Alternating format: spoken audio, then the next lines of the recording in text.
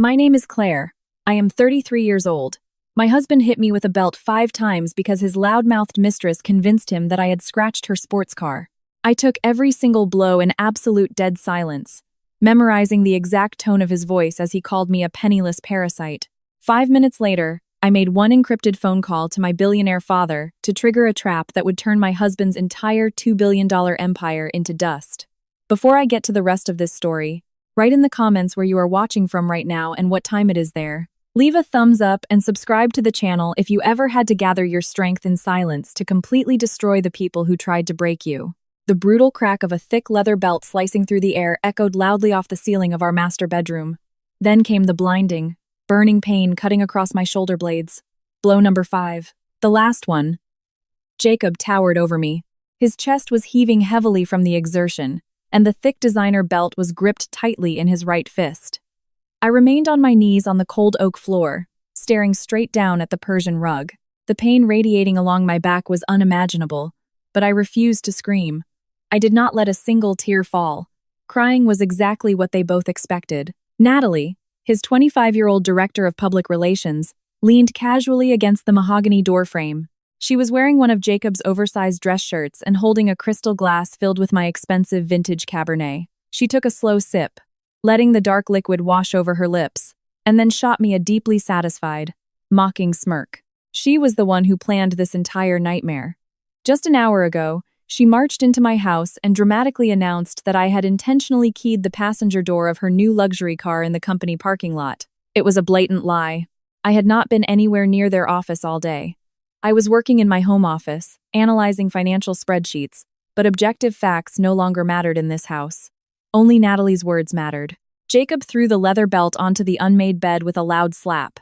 He began pacing the room, his face red with rage. He pointed a shaking finger at me, screaming that I was just a penniless data nerd, a worthless anchor dragging down his limitless potential. He shouted about what a brilliant CEO he was, running the most successful logistics startup in the country. He proudly reminded me that he was just 3 days away from closing a massive $800 million pre-IPO funding round.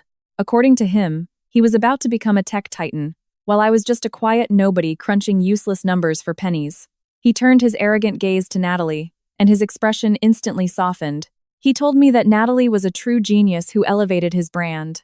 He praised her visionary strategies that made his company so attractive to major Wall Street investors. He worshipped her youth and endless ambition, and every compliment thrown her way contrasted with another cruel insult aimed directly at me. He called me a parasite, a woman who stayed in this marriage only to eventually suck the blood out of his upcoming fortune. A stinging, metallic taste of copper flooded my mouth where I bit down hard on the inside of my cheek to stop myself from reacting. Every vile insult he threw at me, every arrogant step he took, every single drop of stolen wine Natalie swallowed. I meticulously recorded and cataloged all of it in my mind. Jacob thought I was just a submissive woman who would endure his abuse indefinitely because I had nowhere else to go. He truly believed his own delusions of grandeur. Except I was a senior forensic data analyst. My entire professional career was built on tracking hidden inconsistencies, unmasking complex financial frauds, exposing buried schemes, and building watertight, undeniable indictments that routinely crushed highly sophisticated white-collar criminals. Jacob thought he was an untouchable god just because some wealthy investor liked his flashy pitch deck and promised to fund his logistics dreams. He had no idea who he actually married. He had no clue that the massive mountain of institutional money he was so desperately chasing actually belonged to my own family. For years, I purposefully chose to live in the shadows. I wanted to build my independent career without relying on the massive wealth of my father, a titan of the New York Stock Exchange. I wanted to prove that I could succeed in the corporate world on my own merits, without the shadow of my family's empire paving the way for me. When I met Jacob, I introduced myself simply as Claire, a modest data analyst. He never bothered to look any deeper. He never thought to ask about my roots, because he was entirely consumed by his own overwhelming ego. Now, as I knelt on the floor with my back burning in agony, our marriage lay in ruins. The man I supported through the difficult early days of his startup, whose initial business models I secretly optimized late at night, had brutally turned against me for a manipulative mistress who only cared about his wealth. I maintained a steady, calm breath. I carefully calculated all the variables of this situation. Anger was a messy emotion, and I did not deal with messes. I dealt with pure data. I watched Natalie take another sip of wine, her eyes gleaming as she studied my battered posture. She thought she had won. She thought she had successfully broken the boring wife and guaranteed her spot beside a billionaire. They both believed I was completely powerless. They were convinced they could physically destroy me, beat me, and then simply walk away with clean hands to enjoy their multi-million-dollar triumph. I slowly lowered my trembling hands to rest them calmly on my lap. Hidden in the pocket of my blazer was my modified dictaphone pen. Its green LED pulsed steadily, recording every single word of his abusive rant and her complicit, mocking laughter. The trap was already set, and they were walking straight into it. Jacob angrily tossed the thick leather belt aside. Its heavy buckle hit our mahogany nightstand with a loud clink. He walked over to his custom leather briefcase resting on a velour armchair. The sharp snap of the gold latches opening sounded like a gunshot in the tense silence of our bedroom. He pulled out a thick folder and marched back toward me. With a quick flick of his wrist, he threw a stack of rustling legal documents right into my face. The heavy paper fluttered down, landing on the fluffy cream rug right next to a small, fresh drop of my own blood. Divorce papers. The stark black print glared at me, demanding my unconditional surrender. Jacob stood over me, his shadow swallowing my kneeling figure. He crossed his arms over his chest, adopting the exact same intimidating posture he used during hostile corporate takeovers. With terrifying precision, he laid out my options. I was to sign the papers immediately and walk out the front door tonight, leaving with absolutely nothing from our shared assets, or prepare for a bloodbath. He promised to hire the most ruthless law firm in the country. He swore he would bury me in endless lawsuits, freeze my meager bank accounts, and drag the process out for years until I was completely bankrupt. He said I would end up in a cardboard box on the street before I saw a single cent of his upcoming logistics fortune. He wanted to erase me quickly and cheaply, so he could step into his new billionaire lifestyle without the dead weight of a starter wife shackled to his ankle. Natalie pushed off the door frame and glided smoothly into the center of the room. Her bare feet stepped softly on the blood-stained rug. She moved with an exaggerated sense of ownership, running her perfectly manicured fingers over the expensive oak dresser I had painstakingly restored by hand 2 years ago. She paused slowly at my vanity table, picked up a bottle of my favorite imported perfume, examined it with feigned interest, and then casually tossed it into the trash can. She looked down at me, her eyes overflowing with cruel amusement. She told me to hurry up and pack my pathetic little suitcases because she had hired a luxury interior design team arriving first thing in the morning. She complained loudly that the master bedroom was far too gloomy and practical for her taste. She wanted the walls painted a vibrant champagne color and demanded my antique reading chair be thrown in the dumpster. She bragged that Jacob promised her a massive closet renovation funded entirely by the signing bonus from the $800 million funding round. She leaned in, bringing her face inches from mine. The smell of my own wine hung heavy on her breath. She whispered that she had already packed my kitchen utensils into boxes because she preferred eating at Michelin-star restaurants anyway. Every word she spoke was carefully calculated to inflict maximum emotional damage and seal her absolute dominance over my home, my marriage, and my future. I did not flinch. I did not give them the satisfaction of a verbal retaliation. I slowly rose from the floor, clenching my teeth against the burning pain radiating from the fresh welts on my back. My muscles trembled with adrenaline, but my mind remained ice cold. I stepped carefully past Jacob without breaking eye contact and pulled a plain black duffel bag from the top shelf of the closet. I unzipped it with steady hands. I did not take any jewelry. I did not take the expensive designer handbags Jacob bought me during his brief episodes of fake affection. I packed only the absolute essentials: 3 plain shirts, 2 pairs of jeans, some basic toiletries, and my work laptop. I had to play the perfect image of a broken, defeated woman fleeing in terror. As I reached into my blazer pocket to transfer my wallet, my fingers brushed against the smooth metal casing of my modified dictaphone. The tiny green light confirmed the device had captured every single threat, every admission of financial manipulation, and the full audio sequence of the physical assault. I deftly slipped the pen into the inner lining of the bag, hiding it beneath the fabric where Jacob would never notice it. It was a standard tool for a forensic analyst conducting covert audits. But tonight, it was the first concrete brick thrown at the foundation of their absolute ruin. I zipped the bag closed and slung the strap over my uninjured shoulder. I walked back to the center of the room and crouched down to pick the divorce papers off the rug. I placed them on the nightstand. I picked up a regular pen and, without a second of hesitation, signed my name on the final page. I signed away the house, the cars, the joint bank accounts, and any claim to his logistics company. Jacob let out a loud, arrogant sigh of relief. Clearly thrilled that his intimidation tactics had worked so flawlessly, he snatched the papers off the nightstand, pressing his fabricated victory tightly to his chest. I turned toward the bedroom exit. Natalie blocked the doorway, standing with her arms crossed, waiting for me to lower my head in shame as I passed her. I stopped directly in front of her face. I slowly raised my head, establishing dead, unwavering eye contact with the woman who thought she had just stolen my life. I did not frown. I did not glare at her. Instead, I let my lips slowly curl into a bright, terrifyingly cold, utterly submissive smile. It was a smile devoid of any warmth, overflowing with a chilling, silent promise of total annihilation. Natalie's smug smirk instantly vanished. Her arms dropped to her sides, and she instinctively took a step back, completely thrown off balance by the absolute calm radiating from my eyes. She expected to see a broken victim. She had no idea she was staring directly into the eyes of her executioner. Pale morning light filtered through the living room blinds, casting sharp, elongated shadows across the polished oak floor. I had not slept a wink. I spent the entire night sitting rigidly on the edge of the cream sofa with my packed black bag resting quietly at my feet. Jacob and Natalie locked themselves in the master bedroom upstairs, entirely indifferent to my presence downstairs.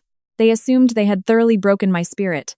They believed I was paralyzed by fear, despair, and financial ruin, incapable of making a single move without their explicit permission. In reality, I was fully awake, coldly calculating my next sequence of actions. I was simply waiting for the morning shift to arrive.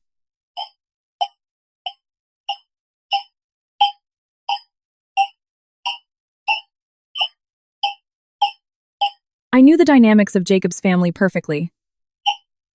They operated exactly like a pack of opportunistic scavengers. I knew these vultures would start circling and show up the exact second they smelled blood in the water.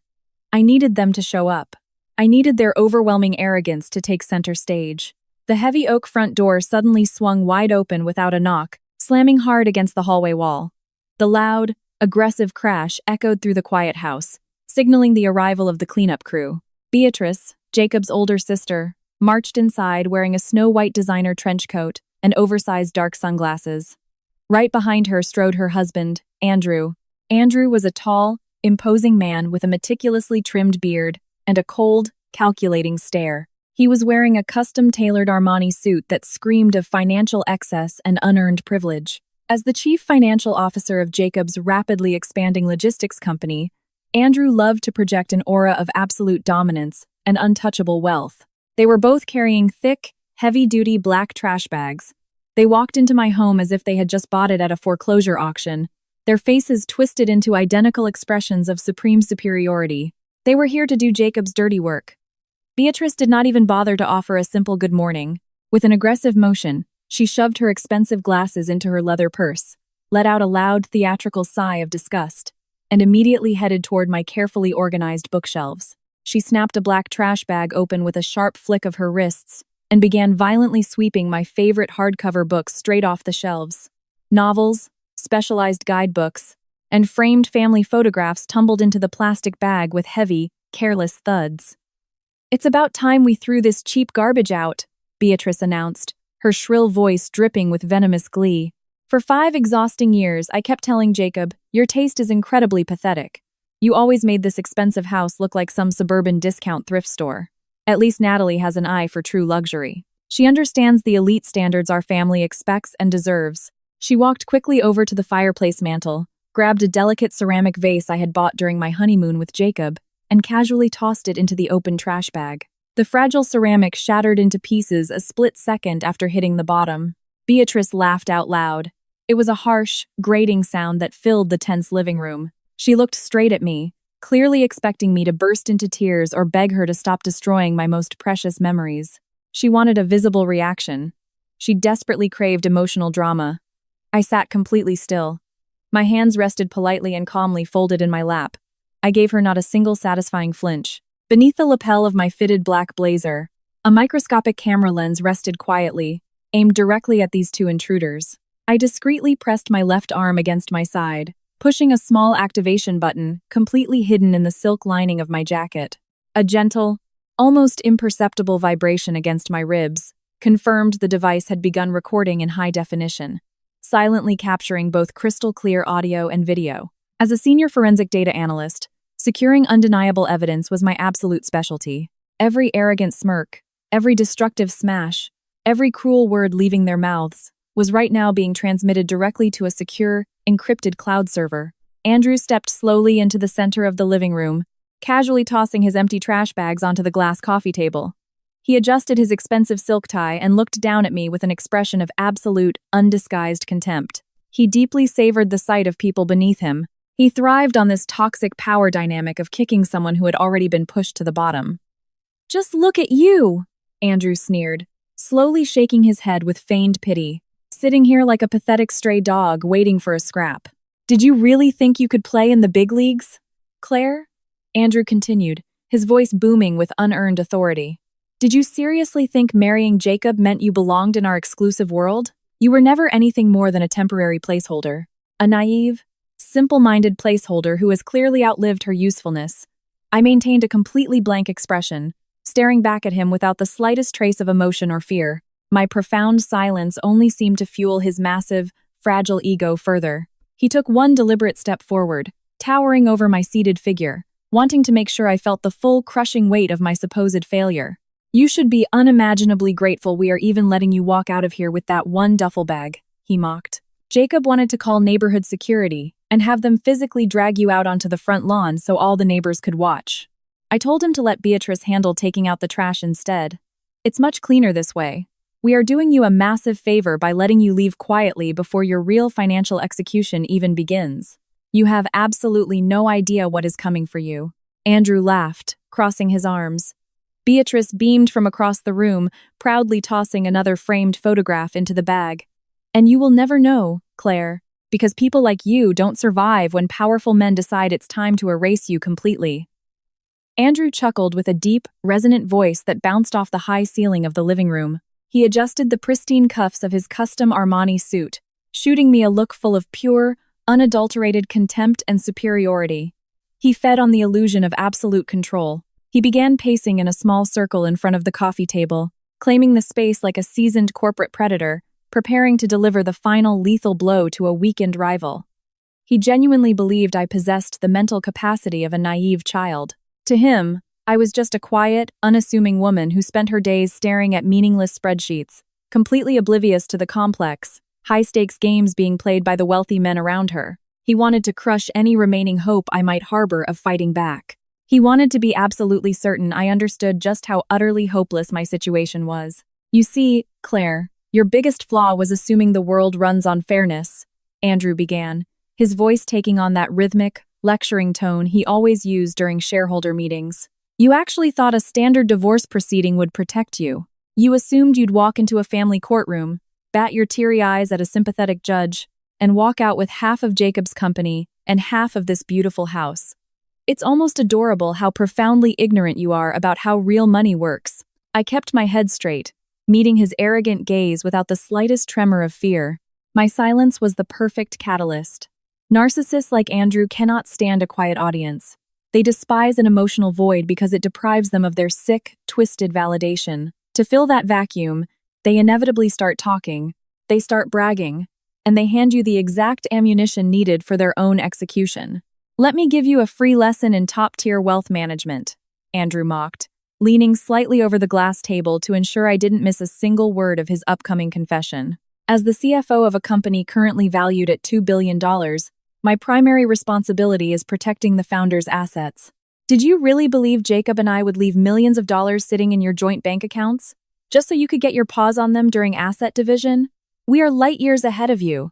Over the last 8 months, I have systematically liquidated every single fluid asset that was in any way tied to your marriage. I siphoned all the cash from your joint investment portfolios, the real estate equity, and the initial pre- and post-phase dividends directly into an absolute labyrinth of offshore holding companies." Beatrice paused her destructive rampage through my belongings, turning around to smile proudly at the thought of her husband's ruthless financial machinations. Andrew fed off her admiration, his chest puffing out proudly beneath his expensive jacket. I set up 3 separate shell trusts in the Cayman Islands, Andrew continued, his voice dripping with intoxicating arrogance. I funneled those transfers through a series of anonymous corporate entities registered in Delaware and Nevada, effectively masking the origin of every dollar from the IRS, from the U.S. courts, and from whatever cheap divorce lawyer you managed to dig up. That money simply evaporated. It does not exist. On paper, Jacob is completely drowning in debt. On paper, you two possess absolutely zero shared wealth. My heart beat with steady, rhythmic precision. Every syllable leaving his mouth was a golden ticket for me. By detailing his use of wire transfers to move hidden funds offshore to defraud a spouse and evade domestic taxes, Andrew was neatly checking every possible box on the list of major financial felonies. He was handing me a clean, undeniable confession to bank fraud, massive corporate money laundering, and extremely serious tax crimes. The hidden camera, resting securely inside my blazer, recorded his face in crystal-clear high definition, while the microscopic microphone captured his smug admission to major white-collar crimes. Andrew straightened up proudly, slipping his hands into his trouser pockets, ready to deliver his final crushing ultimatum. He wanted absolute certainty of my complete submission. Now, listen to the reality of your pathetic situation, Andrew ordered, his tone dropping to a venomous, threatening register.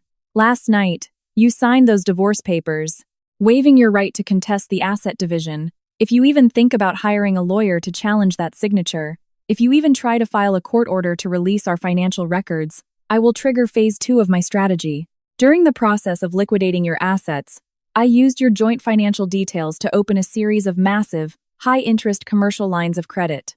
As of right now, there is a fabricated debt of nearly $16 million hanging over a corporate trust account directly tied to your joint marital estate. He let that staggering figure hang in the air, staring into my eyes to see if the terror had finally taken hold. If you walk away quietly right now, Jacob and I will absorb that debt and cover it from the company's operating budget, Andrew promised smoothly. You get to walk out with your one duffel bag and start over at the very bottom of the food chain, right where you belong. But if you try to fight us, if you raise even a single red flag during this divorce, I will legally assign exactly half of that $16 million debt directly to your name. It will ruin your FICO score and your credit report for the rest of your miserable days. Debt collectors will garnish your wages until you die. You will never get approved for an auto loan, a mortgage, or even a decent apartment rental. You will be utterly crushed under the weight of a debt you can never, ever repay. Beatrice let out a sharp, mocking laugh, tossing the last of my framed photographs into her trash bag. Take the deal, Claire. Andrew just threw you the only lifeline you are ever going to get. Take your pathetic little bag of cheap clothes and get out of my brother's house. I looked at the two of them standing in the middle of a living room they believed they had completely conquered. They felt invincible, they felt untouchable, and they had absolutely no idea that my hidden recording device had just secured enough evidence to lock them both in a federal penitentiary for over a decade. Andrew's brilliant, supposedly foolproof Cayman strategy was mere child's play for a senior forensic data analyst. I knew exactly which offshore banking portals to breach, which digital ledgers to cross-reference, and which federal agencies to notify. I slowly stood up from the couch, smoothing the creases on my tailored trousers. I reached down and picked up my black duffel bag, sliding the heavy strap onto my shoulder. I looked Andrew dead in the eyes, maintaining a completely neutral, defeated expression. I gave him a slow, submissive nod. I completely understand, I said, my voice quiet and subdued, perfectly portraying the image of a thoroughly broken woman. I won't contest the divorce. I will leave right now. Andrew smirked mockingly, an expression of deep, dark satisfaction settling over his face. He stepped aside, making a sweeping theatrical gesture toward the front door, graciously granting me permission to leave my own home. I walked past him, my footsteps echoing off the oak floor. I was carrying the weapon that was about to vaporize his entire existence. I walked into the kitchen, the heavy black bag weighing down my uninjured shoulder. Andrew followed close behind, his expensive leather shoes tapping rhythmically against the hardwood. He wasn't going to let this moment of supreme corporate triumph end for anything in the world. He reached into the inner pocket of his tailored Armani jacket and pulled out another legal document, slapping it aggressively onto the cool granite surface of the kitchen island. It was a comprehensive asset waiver addendum, an additional contract designed to completely insulate his offshore shell companies from any future IRS audits. This was the final legal nail in my fabricated financial coffin. Sign the addendum, Claire. Andrew ordered, tapping a manicured finger on the signature line. This statement explicitly declares that you waive all rights to demand the disclosure of financial records during the dissolution of your marriage to Jacob. It guarantees you walk away with zero claims against the logistics company. Sign it right now, and I will graciously ensure that this fabricated $16 million debt is never attached to your social security number. I kept my head bowed, playing the role of the defeated, humiliated wife to absolute perfection. I reached across the granite island and picked up a silver pen. I forced my hand to tremble slightly as I brought the tip of the pen to the thick paper. I wanted to give them exactly the performance of a broken, terrified woman they so desperately craved. I scribbled my signature on the bottom line, sealing my total surrender in their eyes. Beatrice leaned against the stainless steel refrigerator, swirling an imaginary glass of wine in her hand. Her face twisted in a vicious, venomous smirk. She watched me cap the pen with an expression of pure, undisguised disgust. "Don't let the front door hit you on your way out," Beatrice laughed, her shrill voice echoing through the open kitchen. "And don't even try asking to wait for your ride in the foyer. Order an Uber from the sidewalk. Natalie hired a team of luxury interior designers, and they will be here any minute to rip up those hideous rugs you picked out. I will absolutely not let your pathetic victim energy ruin the aesthetic of their first consultation." Andrew scooped the signed addendum off the counter, folded it neatly, and slipped it back into his inner jacket pocket. He had his prize. He had absolute protection. He waved me off dismissively toward the hallway, treating me like a stray animal being shooed off the property. I turned away from them without saying a word. I walked through the short hallway. I grabbed the cool brass handle of the front door and pulled it open.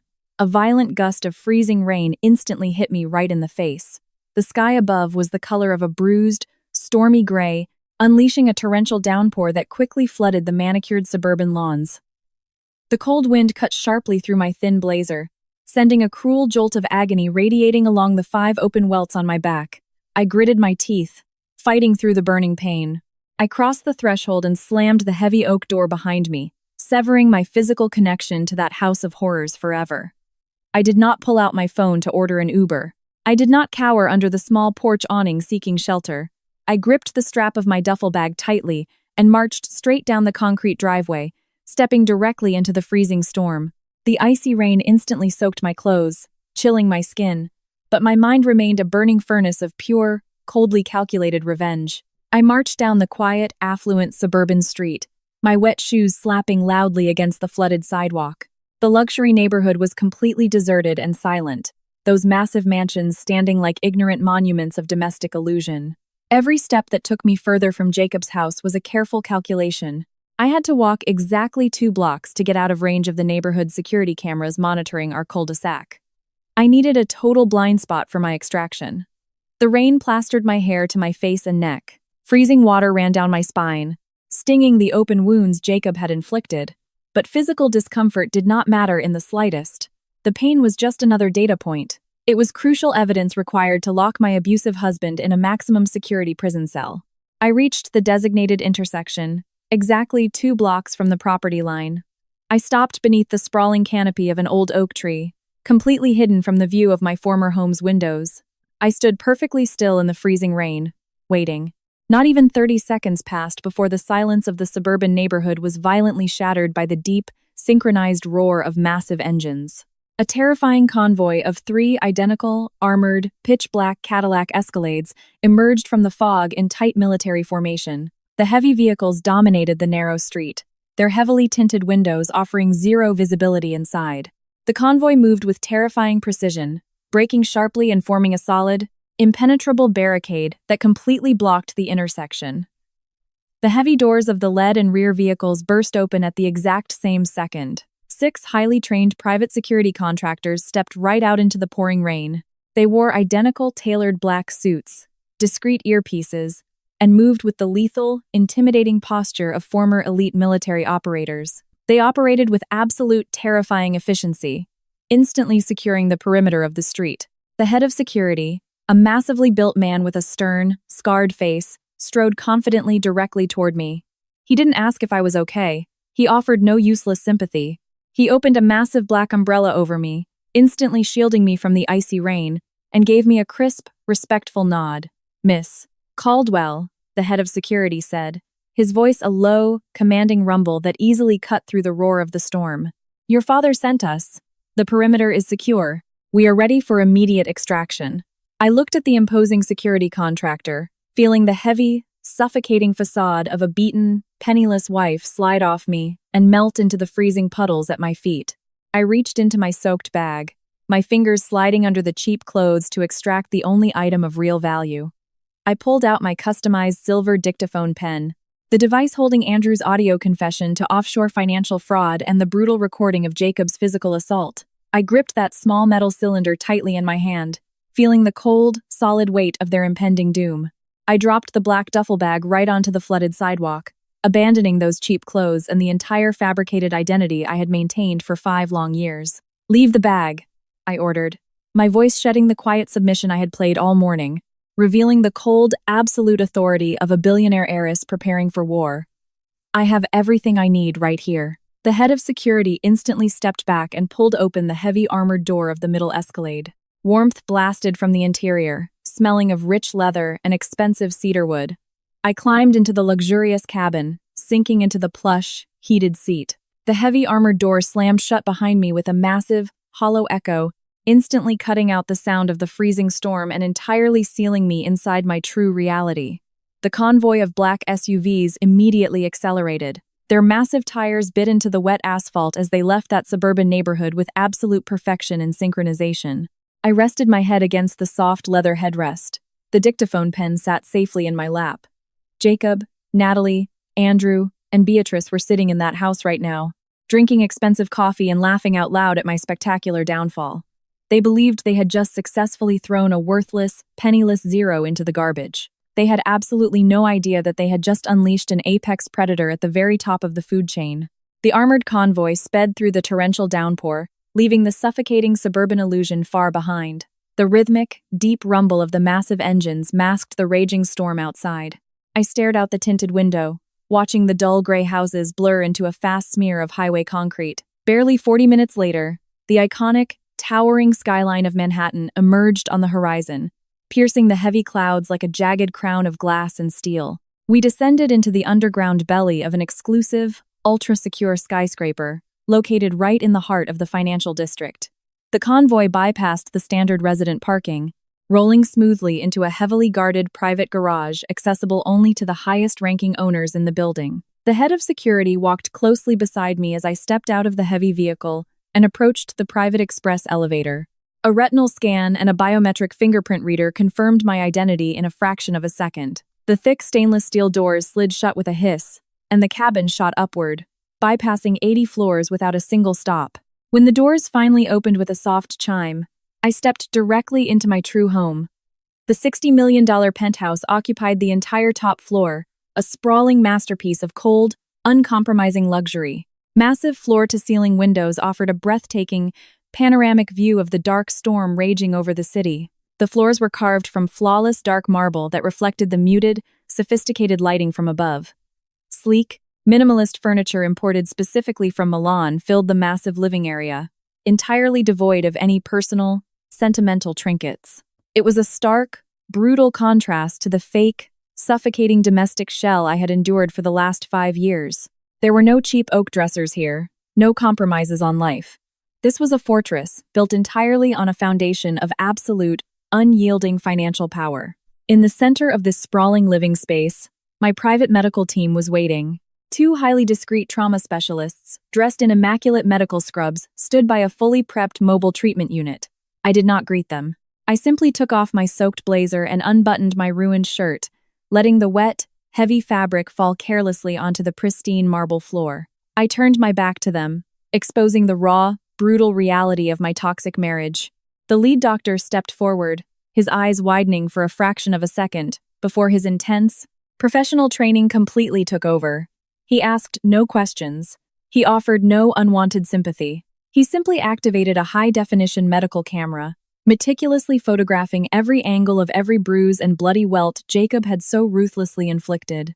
High-definition flashes lit up the massive, spotless room, documenting the brutal physical beating with terrifying clinical precision. As soon as the visual evidence was legally secured, the medical team went to work. The sting of the antiseptic fluid biting into the open wounds was sharp and venomous, but I stood completely still, staring blankly out at the towering New York skyline. The pain was merely a biological reaction. It was entirely irrelevant in the context of my upcoming objective. The doctor carefully stitched the deepest cuts and applied medical skin patches, hiding my physical wounds deep beneath sterile white bandages. The juxtaposition of these two worlds was striking. My physical body bore the hideous, brutal marks of a desperate, abusive man. And yet, everything surrounding me screamed of supreme, untouchable privilege. I was standing in my $60 million sanctuary, receiving elite medical care that his pathetic logistics company could never afford. Jacob thought he had physically broken a defenseless woman, completely unaware that he had just handed a billionaire heiress the physical evidence required to lock him in a maximum security federal prison cell for years. As soon as the medical team finished their meticulous work and quietly left the penthouse, I headed toward my dedicated workstation. It was a massive, curved glass desk holding 4 interconnected high-definition monitors, wired directly to an encrypted, air-gapped server farm located 2 floors below. This was the ultimate command center of a senior forensic data analyst. I sat in the ergonomic leather chair, feeling the stiff pull of the fresh bandages wrapping tightly around my back. I placed the silver dictaphone pen on the clear glass surface. The device looked small and unassuming, and yet it contained enough destructive power to level a $2 billion corporate valuation. I unscrewed the top of the pen, revealing the hidden connector, and plugged it directly into the heavily encrypted port of my main console. The massive monitors instantly sprang to life, casting a cold, sharp blue glow across my face. Progress bars quickly filled the digital screens as the audio and video files began ripping from the hidden device. I watched the high-definition footage render on the center monitor, showing Andrew standing in my former living room. His arrogant voice echoed from the pristine surround sound system in my penthouse as he endlessly bragged about his brilliant shell companies in the Caymans and fabricated credit debts.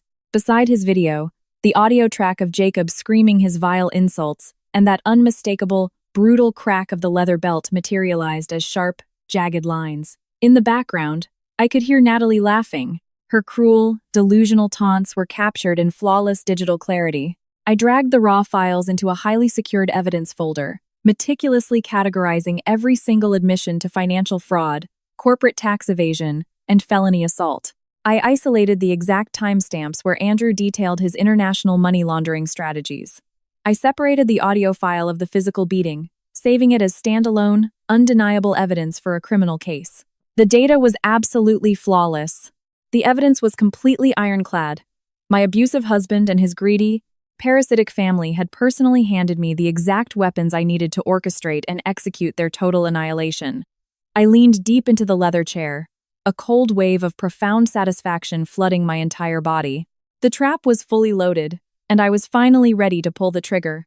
I reached across the massive glass desk and activated a dedicated biometric terminal on my left. A heavily encrypted communication interface flickered to life on an auxiliary monitor, establishing a direct, untraceable connection to the executive suites in the Caldwell Tower. Before the secure connection was finally authorized, the digital signal was routed through 3 separate international servers. I didn't have to wait long. Within 4 seconds, the stark black screen blurred, giving way to a crystal-clear, high-definition video feed. Harrison Caldwell sat behind a sprawling desk carved from a single block of black obsidian. My father wore a sharp, charcoal gray suit, his silver hair impeccably styled, exuding the exact same aura of absolute financial authority that made him a feared titan of Wall Street. He paused his analysis of a printed financial prospectus and looked straight into the camera lens. His piercing gray eyes immediately locked onto the sterile white medical bandages, partially visible beneath the collar of my silk robe. His expression did not change, but the sudden clenching of his jaw revealed the murderous paternal rage boiling just beneath his polished corporate exterior. He knew instantly that my suburban experiment was entirely over. "Dad, you were right about Jacob," I said, my voice steady and completely devoid of any emotional fragility. "I'm done hiding.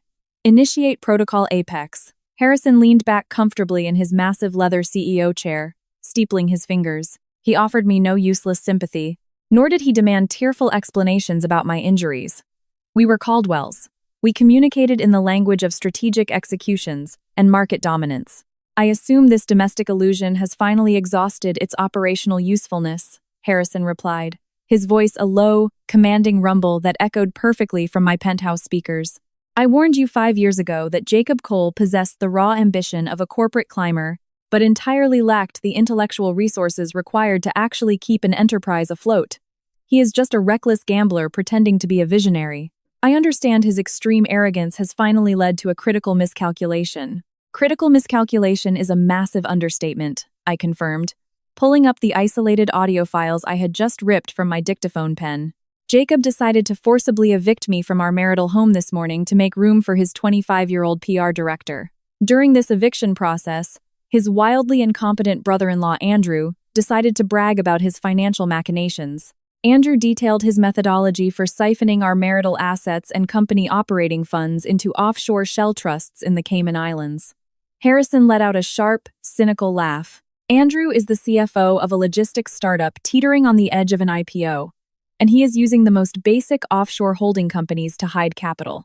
That isn't just financial negligence, Claire. That is corporate suicide.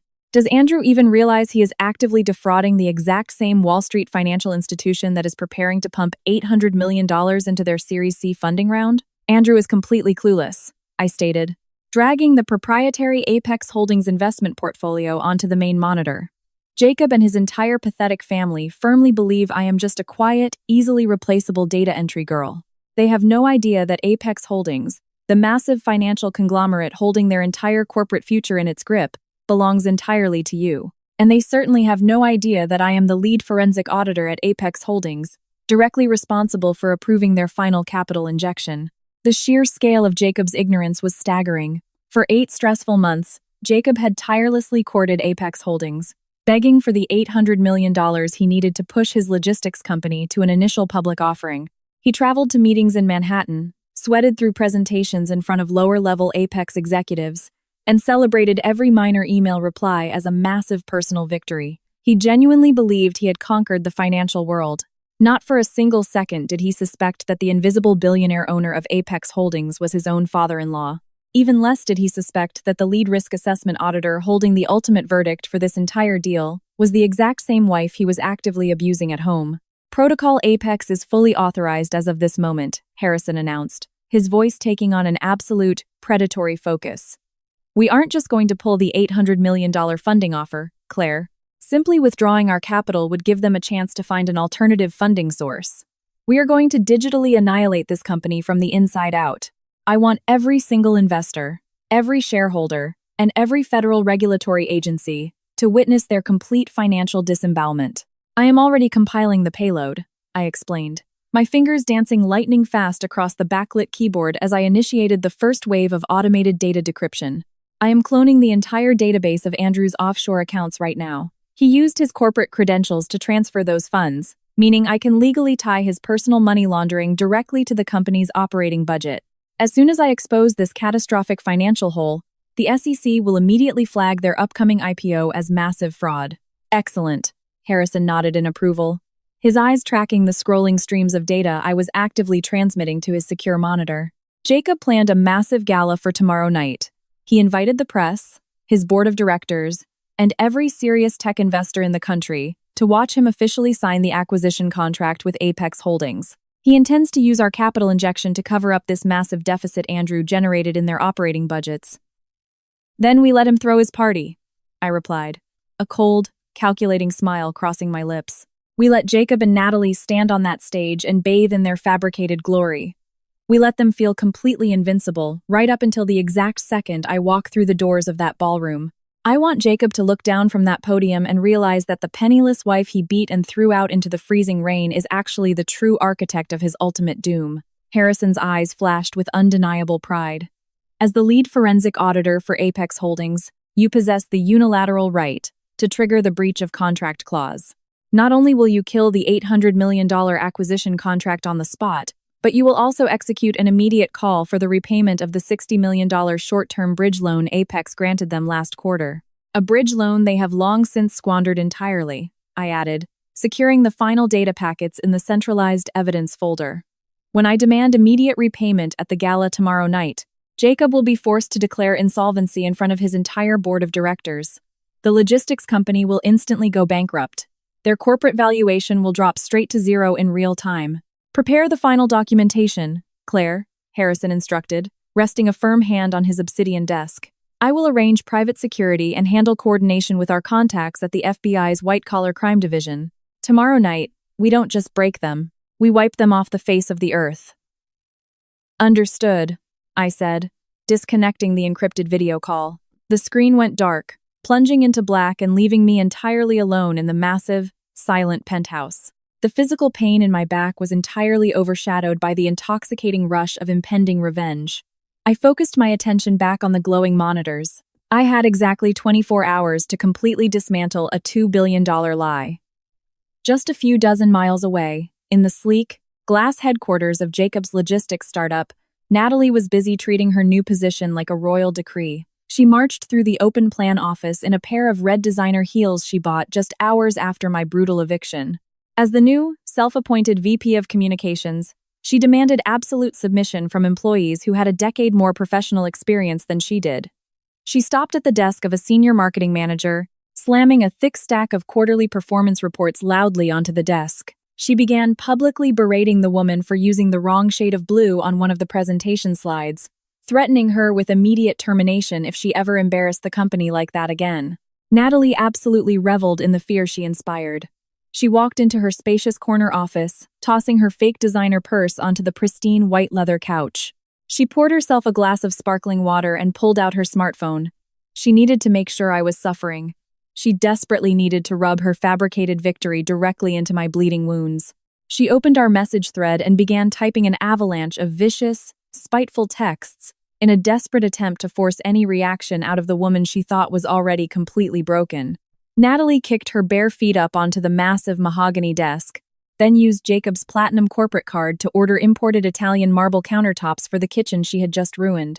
She giggled out loud, taking a screenshot of the $250,000 digital receipt and sending it straight to my phone.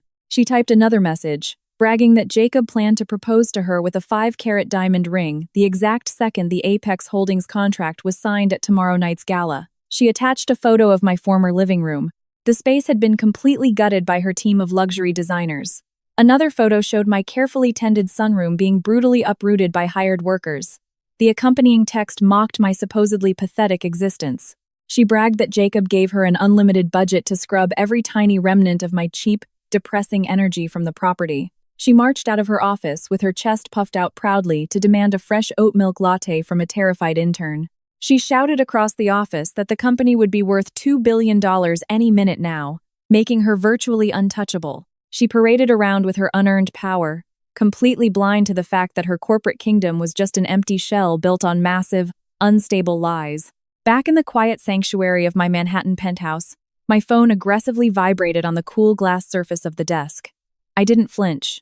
I looked down at the illuminated screen, watching Natalie's malicious messages roll in one after another. I didn't block her number. I didn't reply. I simply muted the notifications and refocused my absolute attention on the 4 massive monitors glowing right in front of me. Natalie was playing her pathetic little interior design game, entirely unaware that I was actively seizing control of the very foundations of her entire reality. I initiated a brute force decryption sequence aimed directly at the offshore banking portals Andrew had bragged about so loudly. Andrew thought he was a financial genius, but his digital footprint was shockingly amateurish.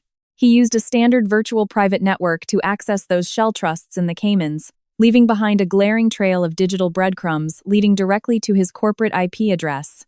I launched a proprietary algorithm designed by Apex Holdings, used to bypass standard banking security. Lines of complex code rapidly scrolled down my auxiliary screen as the algorithm hammered against the offshore security protocols. Andrew structured his holding companies under a fake corporate umbrella registered in Nevada, but out of pure laziness, he repeatedly used the exact same administrative passwords he used for the startup's internal payroll system. It was a catastrophic security flaw. Within 45 minutes, the offshore firewall completely collapsed. I was in. My main monitor flashed bright green as the encrypted ledgers from the Cayman accounts fully rendered on my screen. I began analyzing these digital spreadsheets with surgical precision. The scale of the financial destruction was much worse than I initially assumed. Andrew didn't just hide our marital assets to leave me penniless during the divorce. Over the last 14 months, he systematically embezzled a staggering $200 million directly from the logistics company's operating budget. I traced the massive wire transfers, tracking the path of the stolen capital that flowed steadily from the startup's domestic payroll accounts straight into the offshore holding companies. Andrew desperately falsified quarterly revenue reports to hide this massive deficit from Jacob and the rest of the board of directors. I meticulously mapped out this entire tangled web of financial crimes, downloading every single digital statement, every blatantly forged invoice, and every illegal international wire transfer directly onto my secure, heavily encrypted hard drive. Jacob was just an arrogant fool, but Andrew was a highly active corporate predator. They were completely dependent on this $800 million capital injection from Apex Holdings to quietly plug this $200 million hole Andrew dug before the SEC even started its mandatory pre-IPO audit. If this funding fell through, the company wouldn't just fail to go public. It would instantly trigger a massive federal investigation into corporate embezzlement and tax fraud. I smiled coldly at the data glowing on the screen. Right at this moment, Natalie was picking out imported marble for a house that was about to be entirely confiscated by the U.S. Attorney's Office. And Jacob, overflowing with confidence, was planning to buy his mistress a massive 5-carat diamond ring, using the exact same corporate funds he was actively stealing from his own oblivious investors. I compiled the final financial dossier, meticulously arranging the ironclad evidence of bank fraud, grand theft, and white-collar crime. The digital weapon I had just constructed was now fully loaded, the safety off, and completely lethal. I leaned deep into the leather chair, letting the brutal truth of their impending doom flow freely through me. The final 24-hour countdown to the signing gala had officially begun, and these pathetic parasites had absolutely no avenue of escape from the coming slaughter. Inside the heavily soundproofed CEO suite at the logistics startup's headquarters, the atmosphere was thick with tension.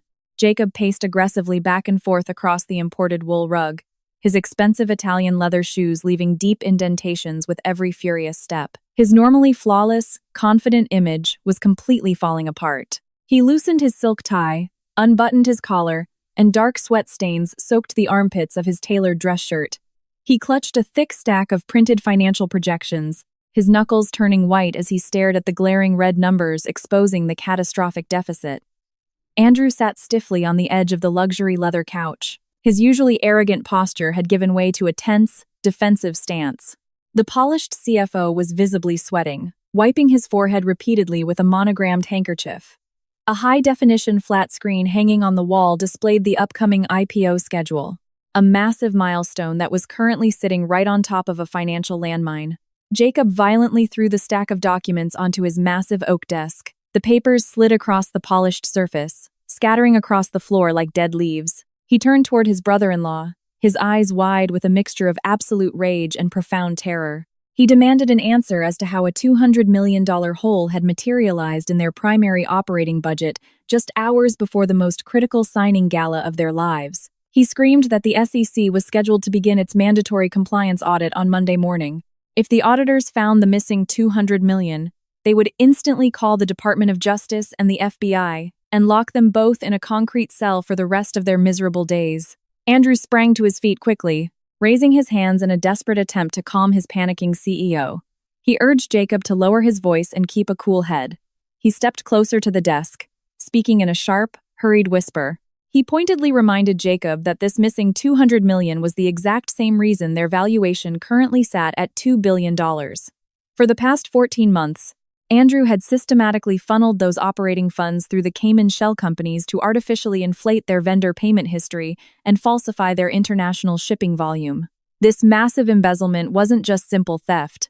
It was a highly coordinated financial manipulation designed specifically to defraud Wall Street investors into believing this logistics startup was experiencing explosive growth. Andrew pointed a shaking finger at the scattered documents, arguing that without those fabricated metrics, Apex Holdings would never have even looked at their portfolio, let alone offered them an $800 million capital injection. Jacob grabbed the edge of the desk, leaning his entire weight against the hardwood just to control his panic. He ran his trembling hands through his hair, cursing loudly. He told Andrew that hiding my marital assets for the divorce was supposed to be a simple, clean operation. He never authorized Andrew to jeopardize the entire corporate structure by siphoning $200 million of actual investor capital offshore. Jacob hissed that he was a brilliant visionary, not some common street criminal. He built this logistics platform from the ground up and outright refused to lose his upcoming billionaire status just because his CFO got greedy with those offshore accounts. Andrew let out a sharp, mocking laugh, his own fear transforming into vicious, defensive anger. He marched right up to Jacob, jabbing his index finger into his chest. He told him to drop the act of playing the innocent genius right now. He reminded him that Jacob was the one who demanded an astronomical, sky-high valuation to impress the venture capital funds. Jacob was the one who gave the explicit order for the finance department to make the numbers look spectacular at any cost. Andrew firmly stated that he simply executed the exact corporate fraud Jacob asked of him. The Cayman Trusts were just a highly convenient vehicle used to achieve two goals simultaneously. On one hand, they successfully cut me off from my rightful assets in the divorce, and on the other, they provided the perfect digital smokescreen to hide this massive corporate deficit until the Apex Holdings money officially cleared. The reality of their impending doom hung heavy in the stifling air of the CEO suite. They were just two arrogant men standing on a rapidly crumbling cliff, completely oblivious to the fact that I was the one holding the detonator to the explosives. Jacob turned away, staring blankly out the floor-to-ceiling window at the sprawling city below. His entire empire was just a fragile house of cards, and a massive hurricane was approaching at a terrifying speed. He took a deep, shaky breath, trying to force his heart rate down to a somewhat manageable level. He turned back to Andrew, his expression hardening into a mask of desperate determination. Jacob ordered Andrew to confirm with absolute certainty that the Apex Holdings representatives suspected nothing. Andrew quickly smoothed his suit jacket, desperately grasping for the shreds of his shattered professional confidence. He promised Jacob that their offshore firewalls were completely impenetrable. He swore on his life that the corporate auditors from Apex Holdings swallowed the falsified revenue reports without asking a single difficult question. Andrew insisted that Wall Street analysts. He assured Jacob that tomorrow night, at the signing gala, the $800 million wire transfer would hit their domestic accounts instantly. The exact second that money posted, Andrew would rapidly wire $200 million back into the operating budget to plug the massive hole. Before the federal regulators from the SEC walked through their doors on Monday morning, the ledgers would be spotless, and they would both walk away as undisputed billionaires. Jacob nodded slowly, and a dark, incredibly arrogant smile finally returned to his face. He told Andrew to go home, pour himself a stiff drink, and prep his best-tailored suit for the gala. They truly believed that tonight, their fabricated reality was completely and absolutely bulletproof. Their fabricated reality was about to shatter into a million sharp pieces. I sat in the middle of my darkened Manhattan penthouse, bathed entirely in the sharp blue light of my 4 massive monitors. My fingers flew across the backlit keyboard with relentless precision. The proprietary penetration software provided by Apex Holdings was currently hammering against the final encrypted firewall, protecting Andrew's offshore Cayman accounts. Andrew thought his digital security was unbreakable just because he paid some cheap cybersecurity firm to mask his routing numbers. He was deeply mistaken. I isolated a critical vulnerability in his main administrative login portal. He linked the security authentication of his offshore accounts directly to his personal US smartphone to make checking those illegal balances more convenient. That pure arrogance was his fatal error. I launched a synchronized spoofing protocol, perfectly imitating his mobile device ID. The screen flashed a blinding, bright green. Access granted. The iron gates to his offshore vault swung wide open. I immediately deployed a rapid download script, sucking massive terabytes of hidden financial data directly onto my secure, air-gapped server farm. With cold fascination, I watched the raw, unfiltered truth of their corporate empire fill my screens. The digital ledgers unrolled before my eyes like a map of pure criminal intent. I cross-referenced the incoming offshore deposits with the official operating budget of this logistics startup. The numbers matched perfectly. Andrew wasn't just skimming off the top. He executed a series of automated, recurring transfers, siphoning $200 million from the domestic payroll accounts and funneling them through 3 separate shell companies registered in Nevada. I downloaded every single digital receipt. I saved the specific timestamps, the source bank routing numbers, and the exact IP addresses, verifying that Andrew executed these transfers directly from the desktop computer in his corner office. There was no room for plausible deniability here. He left his digital fingerprints directly on the murder weapon. But Andrew wasn't the only one drowning in major corporate felonies. I opened a subfolder hidden deep within the offshore directory, labeled only with Jacob's initials. My husband used the exact same offshore infrastructure to actively hide millions of dollars in early investor dividends, entirely dodging domestic capital gains tax. He purposely funneled these massive dividend payouts to fund his extravagant lifestyle, buying luxury cars and designer jewelry for his mistress, all while leaving his own company heavily in debt. He signed legally binding tax returns under penalty of perjury, swearing that he possessed absolutely zero offshore assets. I downloaded the falsified tax returns alongside the undeniable proof of these hidden Cayman accounts. It was a textbook case of massive, premeditated tax evasion. The IRS would tear his entire life to shreds.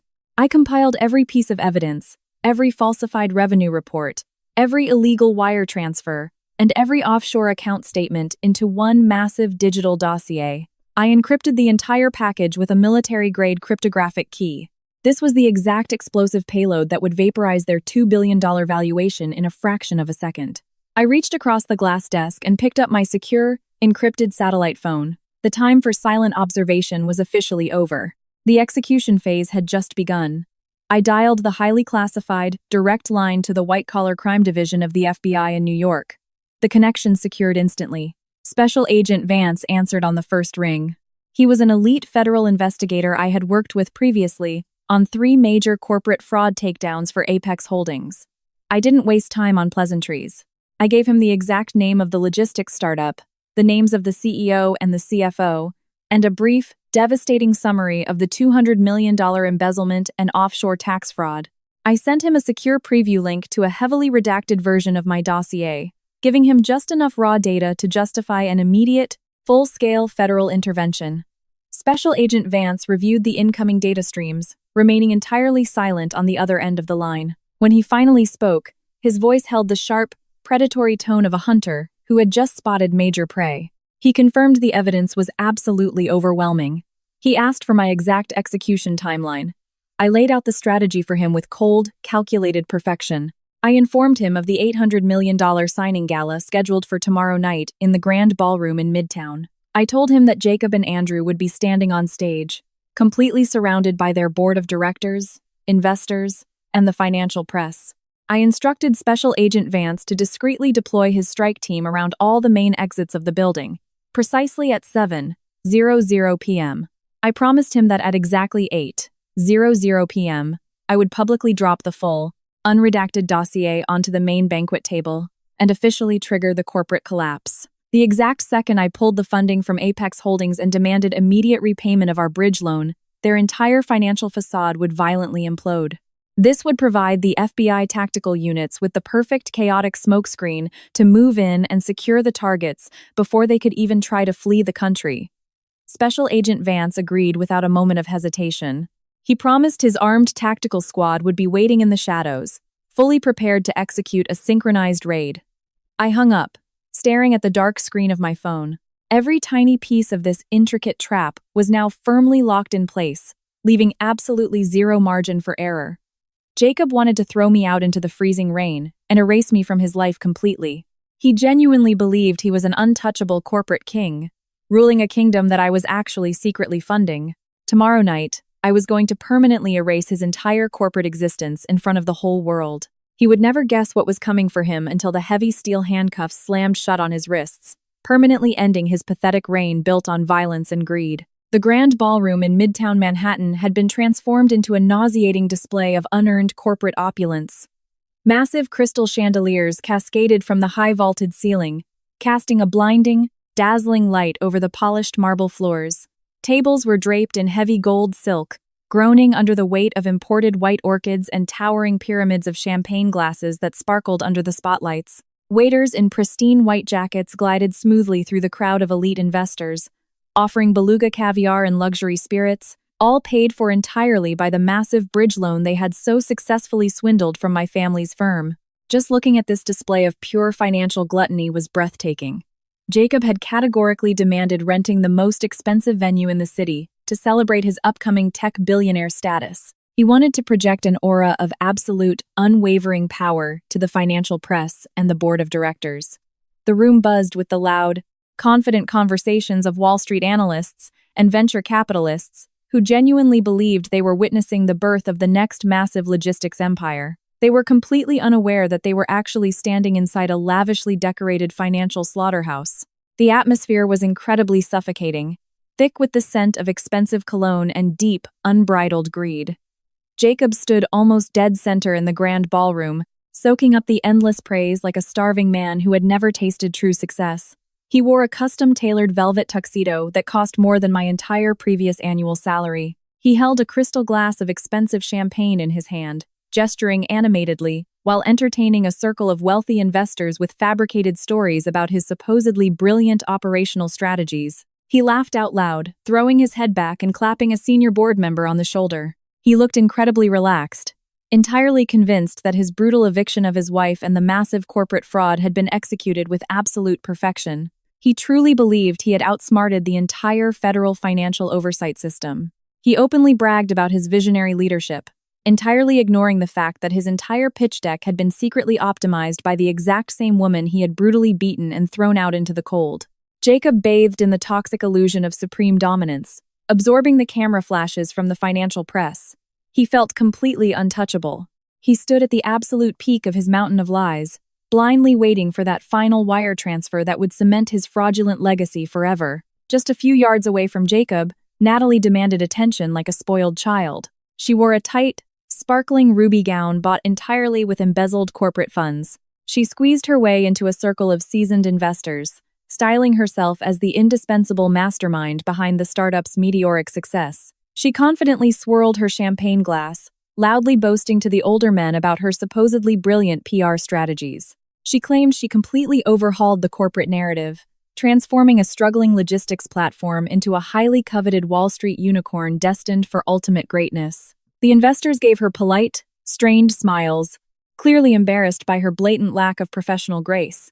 But Natalie was entirely blind to their cold dismissal. She fed on her own delusions of grandeur.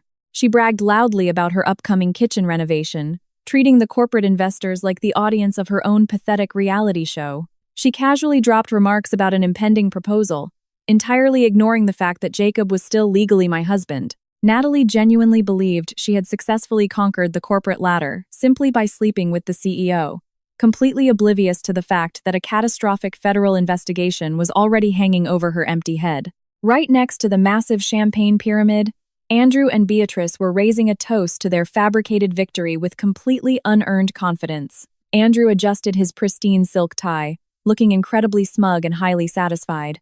He whispered conspiratorially into his wife's ear, clearly bragging about his brilliant offshore financial maneuvers. He truly believed his Cayman shell companies were a masterpiece of modern accounting. He was absolutely convinced this upcoming $800 million injection from Apex Holdings would silently cover the trail of his massive embezzlement. Beatrice hung on his arm, wearing an ostentatious diamond necklace that practically screamed of stolen capital. She laughed out loud with that harsh, grating laugh of hers, mocking the cheap clothes I had abandoned in the freezing rain barely 24 hours ago. She proudly recounted to Andrew how much satisfaction she got from throwing my personal belongings into black trash bags, celebrating her role in my brutal eviction as if it were some extraordinary, heroic achievement. They sipped their expensive champagne, fully intoxicated by their shared malice and the vision of impending wealth. They felt incredibly powerful, genuinely believing they had successfully crushed a weak, defenseless woman and stolen her future without facing the slightest consequence. Their absolute lack of empathy was matched only by their profound, incredibly dangerous financial ignorance. The grand ballroom was a masterpiece of absolute collective delusion. A string quartet played a classical symphony in the corner, providing an elegant soundtrack to a massive criminal conspiracy. Every wide smile, every clink of a crystal glass, and every arrogant boast pushed their collective hubris to the absolute breaking point. Jacob glanced nervously at his outrageously expensive designer watch, eagerly awaiting the scheduled arrival of the Apex Holdings board to formally sign the contract. He signaled the waiters to pour another massive round of vintage champagne for the board of directors, loudly announcing that tonight would go down in corporate history. He was completely right, although for entirely different, absolutely devastating reasons. The heavy, carved, solid gold doors at the back of the ballroom remained tightly shut, sealing off the massive marble corridor just outside. The entire room was completely mesmerized by the glittering illusion of their own impending wealth, utterly blind to the lethal, tactical reality that was actively shifting around them. Outside the building, highly trained undercover FBI agents were quietly taking their positions, securing the exterior perimeter, and cutting off every possible exit from the venue. The countdown was officially over. The devastating digital bomb was armed and fully ready to detonate. The glorious illusion of their untouchable empire was about to be brutally shredded to pieces by my arrival. The heavy, carved, solid gold doors at the back of the ballroom didn't just open. They were violently thrown wide open by two uniformed security guards, the massive brass hinges groaning loudly under the sudden, aggressive impact. The hollow crash of the doors hitting the marble walls rolled like a thunderclap across the massive, cavernous room. The elegant string quartet playing in the corner instantly faltered. The first violinist hit a sharp, false note, then dropped his bow completely. The loud, arrogant conversations at the $800 million gala died out in a fraction of a second. Silence, heavy and absolute, hit the room like a massive tidal wave. Every head in the grand ballroom turned simultaneously toward the entrance. Harrison Caldwell crossed the threshold first. My father didn't just walk into a room. He seized absolute, total control over it. He wore a masterfully tailored navy tuxedo that exuded the exact same terrifying authority of a man who routinely crushed international financial markets before breakfast. The elite venture capitalists and Wall Street analysts standing near the entrance instantly recognized the undisputed king of the financial district. A collective, breathless whisper rippled through the ranks of the corporate elite. They frantically adjusted their ties and stood at stiff attention. They were completely paralyzed by the awe of the unexpected physical presence of the billionaire owner of Apex Holdings. They expected some lower-level representatives to handle such a minor startup acquisition. They never anticipated that the absolute apex predator at the very top of the conglomerate's food chain would grace them with his presence personally. And then I stepped right into the dazzling, cascading light of the crystal chandeliers, my hand resting lightly on my father's strong arm. I looked absolutely stunning. I was wearing a custom-tailored, floor-length Tom Ford gown made of heavy, deep black silk. The fabric draped flawlessly over my figure, radiating an aura of raw, uncompromising power. The high, stiff neckline and long, elegant sleeves completely concealed the sterile medical bandages and the brutal, bloody belt marks covering my back. The dark silk provided the perfect, striking backdrop for the crown jewel from the Caldwell family vault resting on my collarbones. A massive, cascading diamond necklace worth millions of dollars caught the intense spotlight from above, refracting the glare into a blinding, fiery display of pure, inherited wealth. I didn't look like a penniless data entry nerd. I didn't look like a desperate, discarded wife begging for shelter in the freezing rain. I looked exactly like the billionaire heiress I was born to be, arriving to formally execute a corporate slaughter.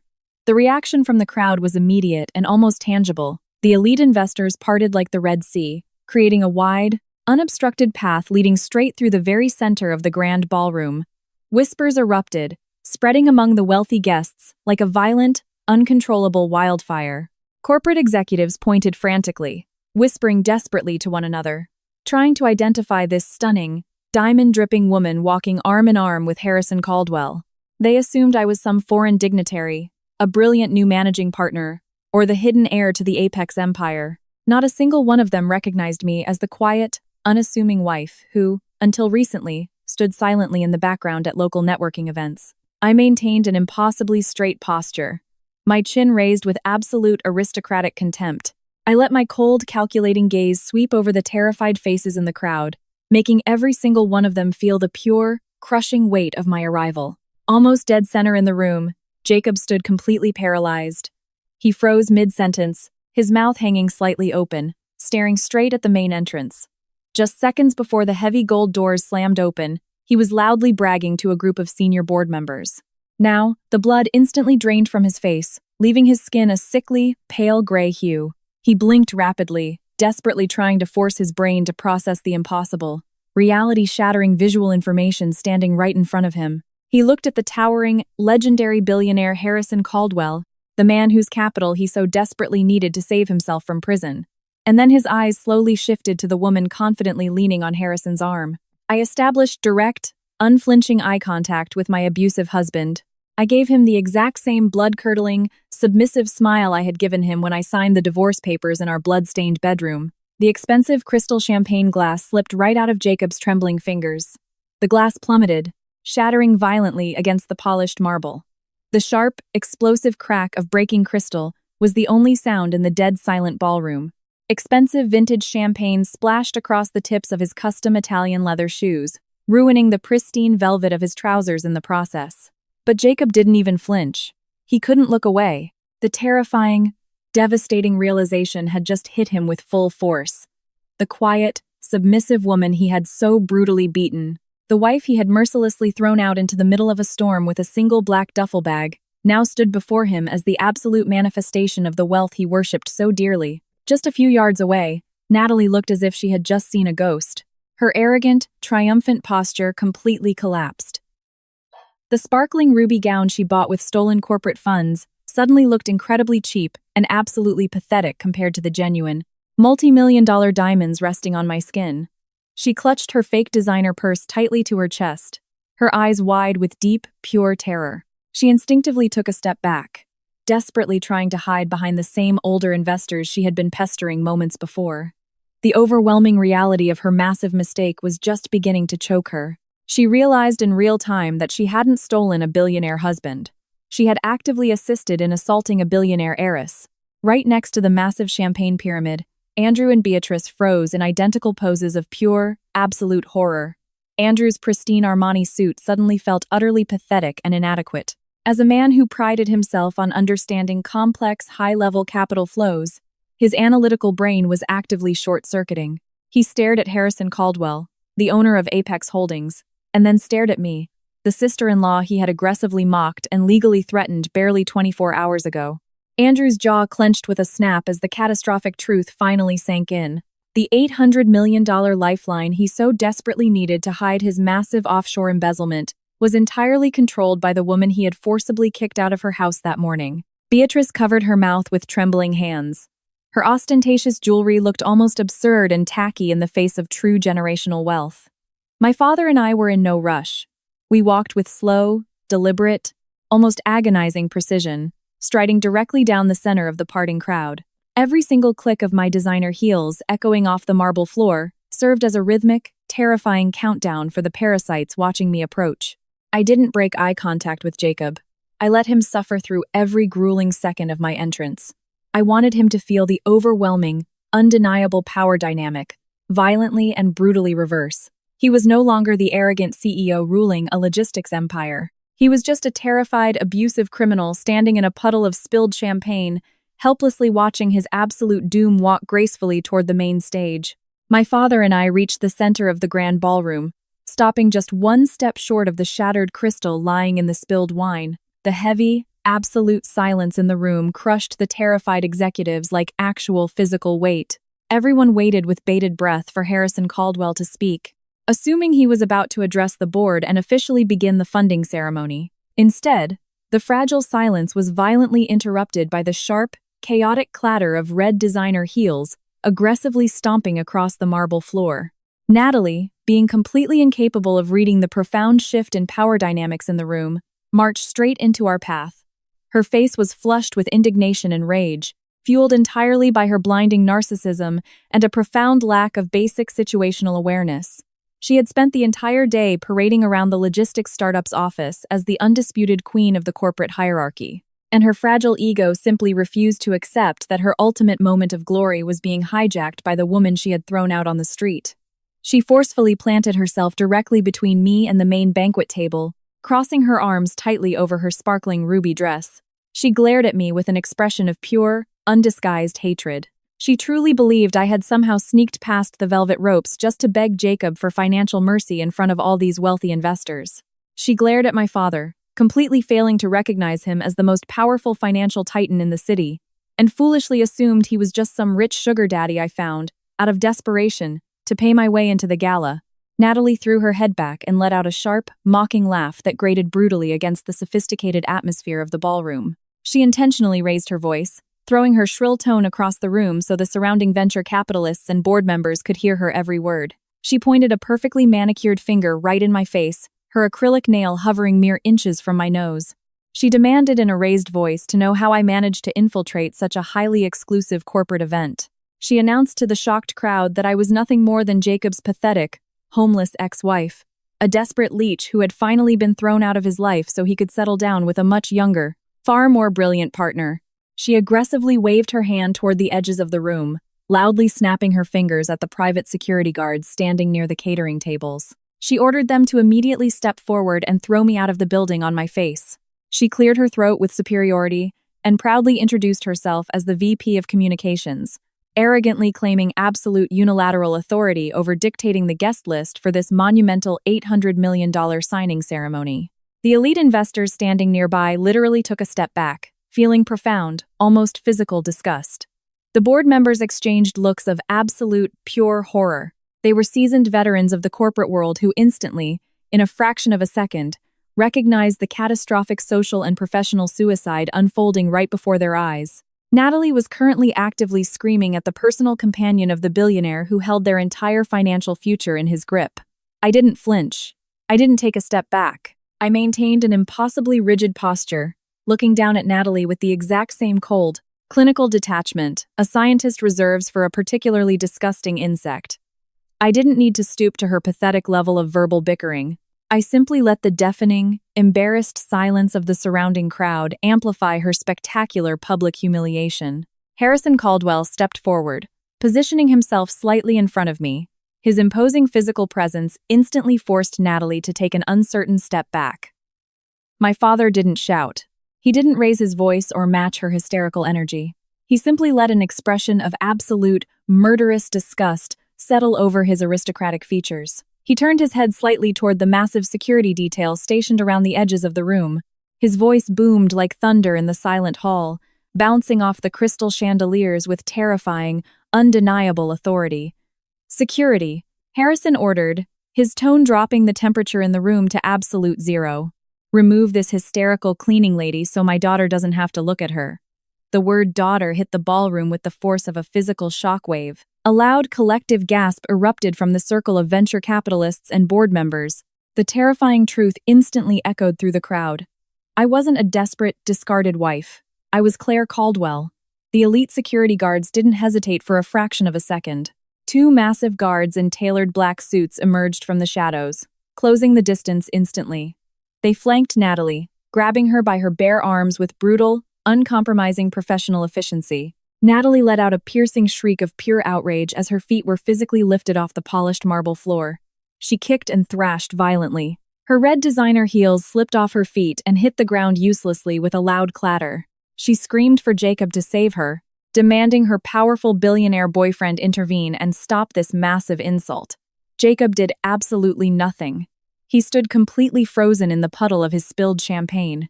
His eyes were wide in monstrous, paralyzing terror. He watched his screaming mistress being forcibly dragged backward through the parting crowd, the contents of her fake luxury purse spilling all over the ballroom floor.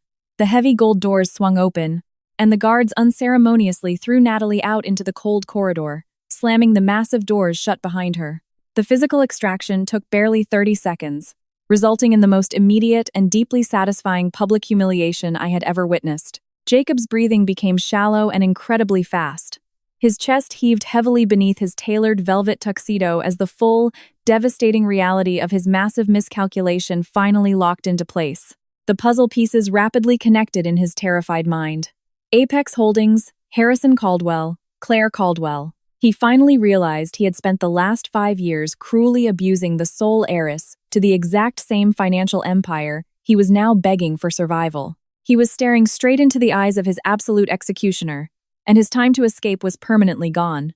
Jacob's survival instinct finally overcame his paralyzing shock. Pure desperation to save his crumbling $2 billion empire forced his legs to move. He lunged forward, his custom Italian leather shoes slipping wildly on the champagne-slicked marble. He completely lost his balance, flailing his arms as he stumbled and crashed hard onto his knees. The hollow thud of his kneecaps hitting the polished stone echoed through the silent ballroom. His velvet jacket crumpled, and the remnants of the spilled champagne soaked right into his expensive trousers. But Jacob no longer cared about his appearance at all. He scrambled frantically back onto his feet, panting heavily, and threw himself straight toward my father. He ignored me completely. His deeply ingrained misogyny convinced him that appealing to the powerful patriarch was the only viable path to salvation. "Mr. Caldwell, Harrison, please," Jacob begged. his voice cracking with pure panic as he stopped mere inches from my father's imposing figure. "This is all just a massive misunderstanding. I had absolutely no idea Claire was your daughter. We've been having some minor marital difficulties recently, just standard domestic stress. She's been acting a bit irrational lately, totally misinterpreting my intentions. I never wanted to throw her out of the house. I was just trying to arrange a temporary space so we could cool off. Natalie is just a highly aggressive employee who severely overstepped her bounds. Claire is just confused. Please, don't let a simple domestic misunderstanding ruin our massive corporate partnership." Jacob was literally trying to publicly gaslight me right then and there, in front of the entire financial elite of Wall Street. He stood there, sweating profusely, actively trying to frame me as a hysterical, emotionally unstable wife who blew a minor marital spat completely out of proportion. He genuinely believed that if he used the right corporate buzzwords, he could convince a billionaire stock market titan to just ignore brutal physical abuse and finalize the $800 million capital injection. He thought the male-dominated financial hierarchy would somehow protect him. Harrison Caldwell didn't move a single muscle. He looked down at Jacob with an expression of such profound, icy contempt that the surrounding venture capitalists literally had to take a step back. My father didn't grace Jacob's pathetic, rambling excuses with any verbal response. He simply shifted his gaze to me, completely yielding the floor to my authority. This was my execution to perform. I stepped forward, sliding smoothly into the space directly between my father and my husband, my abuser. The heavy silk of my Tom Ford dress brushed against Jacob's ruined velvet trousers. I didn't shout. I didn't raise my voice or match his frantic, sweaty energy. I radiated the absolute, blood-curdling calm of a senior forensic data analyst who had already solved the entire equation. I raised my hand slightly, signaling the head of security standing just behind us. The massive guard instantly stepped forward, carrying a bulky, heavily reinforced black leather briefcase. He opened the personalized biometric locks and handed me its contents. It was the physical manifestation of their absolute doom. A massive, 500-page-bound dossier containing every single extracted piece of data from the offshore accounts, every falsified tax return, every illegal wire transfer, and the full audio transcript of the brutal physical assault.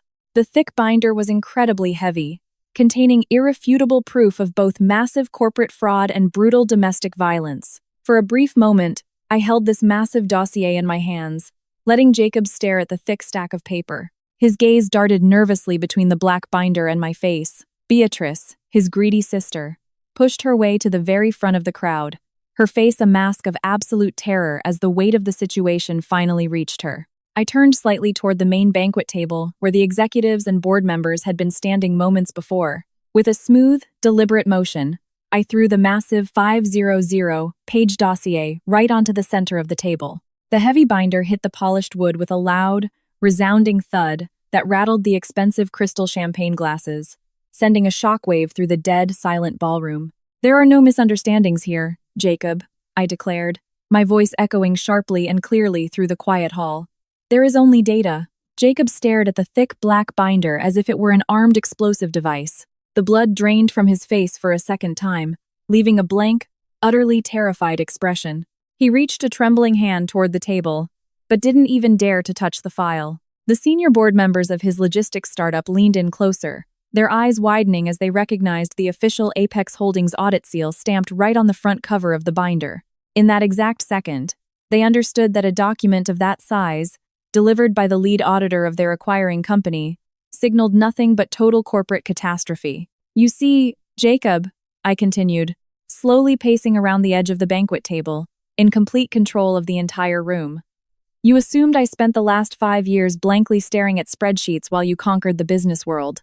You assumed my silence was a symptom of weakness and submission. You failed to understand that silence is an absolutely necessary condition for meticulously collecting data. While you were bragging about your brilliant operational strategies and feeding your massive ego, I was quietly mapping every single security vulnerability in your entire financial infrastructure." I looked straight at Andrew, the arrogant CFO, who was currently trying to literally sink into the floor and blend into the shadows near the catering tables. Andrew looked like he was about to physically throw up. His pristine Armani suit offered him absolutely zero protection from the crushing prosecutorial reality crashing down on his head. "I don't deal with domestic squabbles, and I certainly don't deal with emotional hysteria," I said, projecting my voice so that every single investor in the room could hear the finality in my tone. I deal with irrefutable, verifiable facts that carry legal consequences. You stood in our bedroom and confidently told me I was a penniless zero dragging down your $2 billion empire. You told me to walk out into the freezing rain and prepare to be crushed by your expensive lawyers. You told me I had absolutely zero power. I stopped pacing and stood directly in front of Jacob.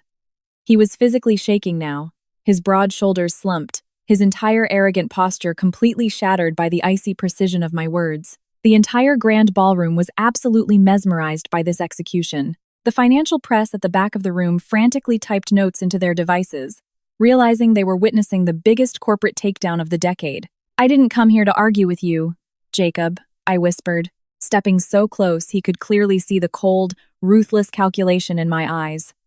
"I came here to liquidate your entire existence down to zero." Jacob opened his mouth to say something, to beg, to offer another pathetic string of fabricated excuses, but no sound came out. His vocal cords completely failed him. He stared straight into the abyss, fully realizing that the 500-page dossier lying on the banquet table was the final tombstone for his freedom, his wealth, and his entire life.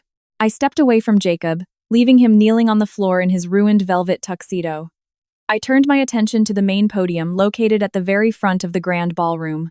The lectern was draped in expensive gold silk, prepared specifically for this highly anticipated signing ceremony. 2 pristine fountain pens rested on a velvet leather pad, waiting to seal a contract that was never going to see the light of day. I walked up the 3 short steps onto the stage, the heavy silk of my dress trailing smoothly behind me. I reached out and tapped the microphone lightly. The sharp, resonant sound echoed perfectly through the cavernous hall, instantly commanding the absolute attention of every single person in the venue. Financial press photographers frantically scrambled to aim their lenses directly at me. Seasoned venture capitalists and board members held their breath, completely hypnotized by the devastating corporate drama unfolding right before their eyes. I gripped the edges of the podium, projecting my voice with pure, unyielding authority. "Good evening to the board of directors, esteemed investors, and members of the financial press. My name is Claire Caldwell. I am the lead forensic auditor and senior vice president of risk assessment at Apex Holdings. You were invited here tonight to witness a monumental corporate acquisition. You were promised the dawn of a new billion-dollar logistics empire.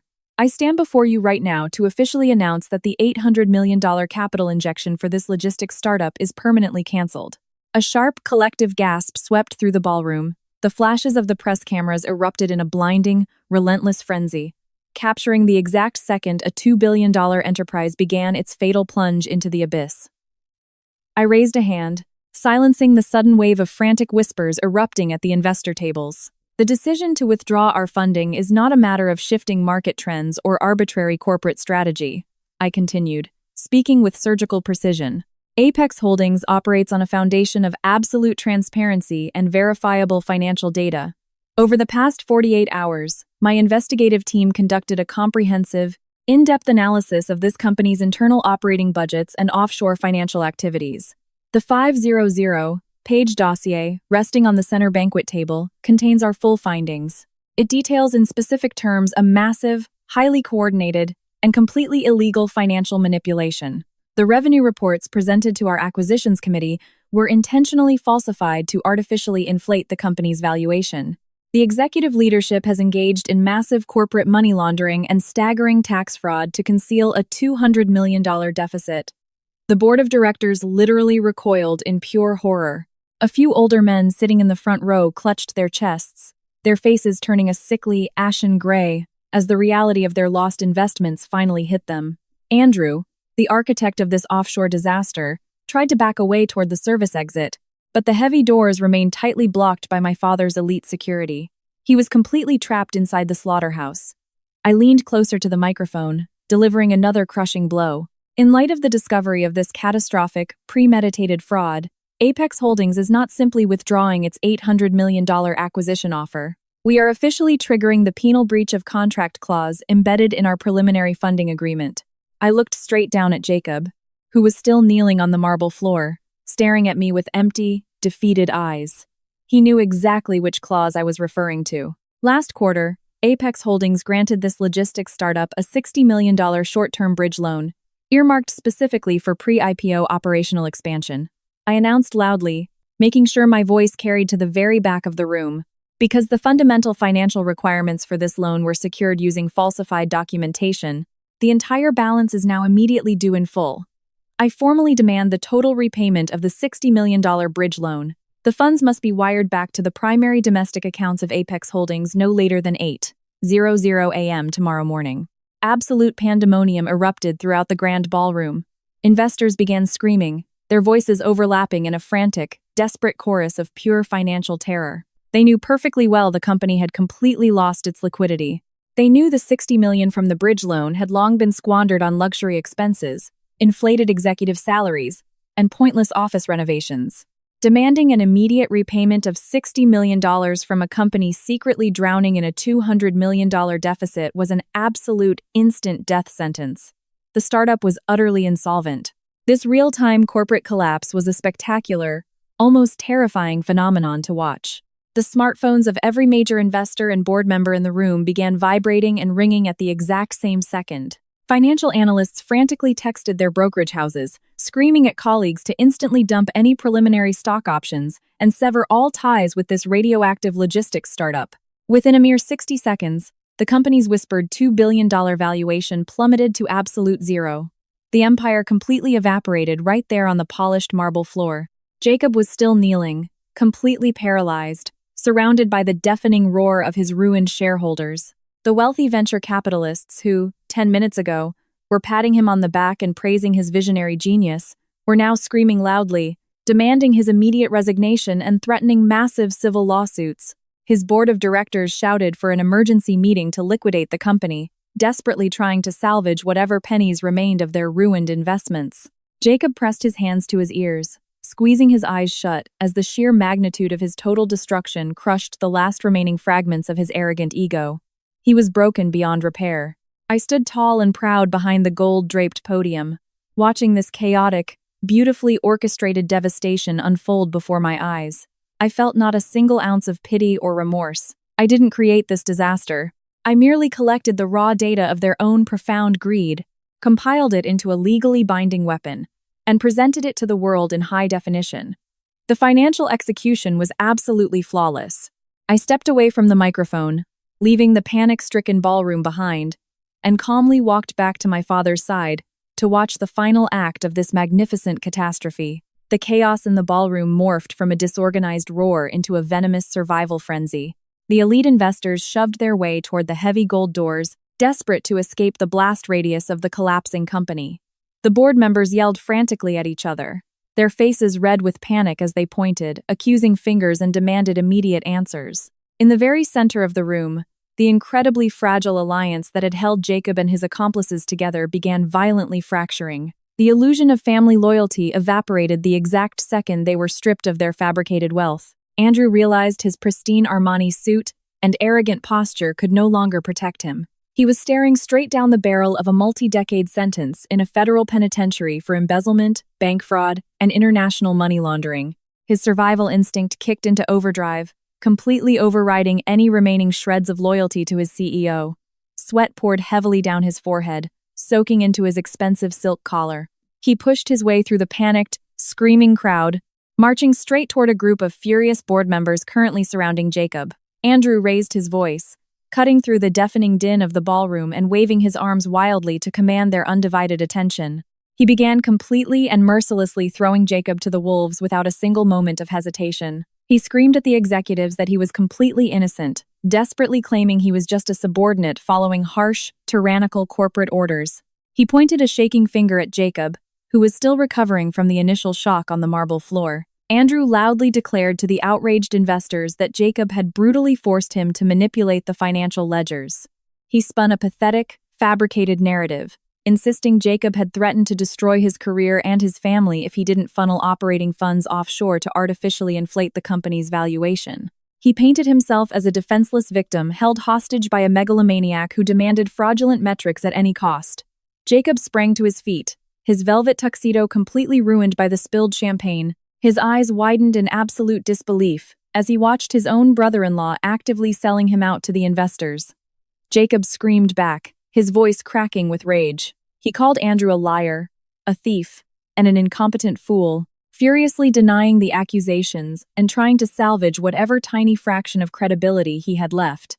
The two men stood mere inches apart, their faces twisted with pure, undisguised hatred. They literally spat venom at each other, desperately trying to pin the blame for these massive federal economic crimes on the other. They acted exactly like cornered rats, ready to tear each other to shreds just to survive a few seconds longer. I stood safely by my father's side, calmly watching these animals viciously lunge at each other's throats inside a sinking cage. I pulled my secure smartphone from my purse. The audio file I had extracted from my hidden dictaphone earlier that day was already loaded and waiting on my screen. I didn't need to shout to win this argument. I just needed to deliver the final, crushing blow. With a few practice taps on the screen, I bypassed the venue's standard security protocols and synced my device directly to the grand ballroom's massive, state-of-the-art sound system. I cranked the master volume to the absolute maximum and hit play. The chaotic screaming and arguing in the room was instantly drowned out by Andrew's clear, booming, incredibly arrogant voice. The high-definition audio echoed powerfully off the crystal chandeliers and marble walls, making it entirely impossible to ignore. Andrew's recorded voice endlessly bragged about his brilliant financial machinations. The recording detailed bluntly how he systematically liquidated the marital assets, how he set up 3 separate shell trusts in the Caymans, and how he proudly funneled those transfers through anonymous corporate entities registered in Delaware and Nevada to evade domestic taxes. The recording exposed his pure, undisguised excitement over his own tax haven strategies. He was no victim following orders. He was a boastful, deeply proud criminal architect who openly reveled in his own illegal genius. The entire ballroom heard him laughing about his fabricated credit debts and his foolproof plans to defraud the exact same investors standing around him right now. Andrew froze completely. The remaining blood drained from his face as he heard his own voice sealing his conviction in front of the entire financial press. He stared at the massive wall-mounted speakers with his mouth agape, trapped in pure, paralyzing terror. The board members surrounding him recoiled in utter disgust, realizing they were standing next to a remorseless, self-confessed embezzler. His desperate lies were completely and utterly wiped off the face of the earth in a fraction of a second. The ultimate betrayal, however, came from within his own marriage. Beatrice had been standing near the catering tables, clutching her ostentatious diamond necklace and watching her husband try to lie his way out of the disaster. When the crystal-clear audio of his arrogant confession hit the room, her expression morphed from intense fear to absolute, unbridled fury. She realized Andrew hadn't just hidden money from me. He had jeopardized her entire luxury lifestyle, her social standing, and their children's future by committing massive economic crimes and leaving behind an undeniable digital trail. Beatrice lunged forward, her expensive designer heels clicking rapidly against the marble floor like aggressive machine gun fire. She pushed past a shocked venture capitalist and marched straight up to Andrew. She didn't ask for explanations. She didn't wait for excuses. She raised her hand and delivered a massive, loud slap directly across his face. The sharp crack echoed, silencing a section of the crowd around them. She started screaming at him at the top of her lungs, her shrill voice cutting through the remaining noise in the ballroom. She called him a stupid, greedy idiot who had just completely ruined her perfect life. She pounded her fists against his chest, completely abandoning her carefully crafted image of a wealthy, elegant lady. She shrieked that she would now lose her exclusive country club membership, her beautiful house, and all her social circles just because he couldn't execute a simple financial maneuver without getting caught on tape. I watched this absolute chaos unfold before my eyes, feeling a cold, relentless satisfaction. The dynamics of their toxic family had been fully exposed, stripped of all that glamorous, sugar-coated veneer. They tore into each other with the exact same ruthless cruelty they had always reserved exclusively for me. The loyalty they proudly boasted of was nothing more than a fragile illusion built on stolen money and shared malice. And now that the money was gone, that same malice was eating them alive. Their own malice was eating them alive. Jacob stood in the crumbling ballroom, completely isolated in the middle of his screaming family members. He watched Beatrice attack Andrew while listening to that relentless, looping recording. The finality of his ruin finally pierced his impenetrable ego. He was a total bankrupt, a future inmate facing federal time. His gaze darted across the fleeing investors, finally locking directly onto me. The last remnants of his sanity violently snapped. The sheer scale of his public destruction ignited a blinding rage in his chest. He blamed me for his downfall, completely incapable of taking responsibility for his own greed. He let out a loud, guttural roar, entirely ignoring my billionaire father and the journalists documenting his every move. He clenched his hands into tight fists and charged straight across the marble floor. Jacob lunged at me with pure murderous intent, his face twisted into a hideous mask of brutal fury, his jaw nearly unhinging as he screamed profanities, promising to finish the physical beating he had started in our master bedroom. He desperately wanted to utterly destroy the woman who had systematically dismantled his fraudulent kingdom. He closed the distance at terrifying speed, his ruined velvet tuxedo jacket flapping in the air. He raised his right fist high, aiming a devastating punch directly at my face. He genuinely believed he could enact his brutal revenge right there, in front of the elite investors of Wall Street. I didn't flinch. I didn't take a single step back. I stood perfectly still, watching his pathetic charge with cold, calculated anticipation. I knew exactly what was going to happen next. I had masterfully planned every minor variable. Jacob didn't even get close to me. Before he could throw the punch with his raised fist, the tactical trap I had meticulously set with Special Agent Vance snapped shut with a massive bang. 4 men dressed in white waiter jackets and 2 people disguised as venture capitalists instantly dropped their cover. They surged out of the shadows with lethal, military precision. They were undercover FBI agents who had been flawlessly tracking Jacob's movements since the beginning of the gala. The lead agent tackled Jacob from the side, hitting him with the force of a runaway freight train. The momentum of the impact launched Jacob entirely into the air, knocking him right out of his expensive Italian leather shoes. He slammed face first onto the hard, polished marble floor with a sickening thud. The impact violently forced the air from his lungs, reducing his furious roar to a soundless wheeze. Sharp pieces of shattered crystal dug deep into his tailored suit.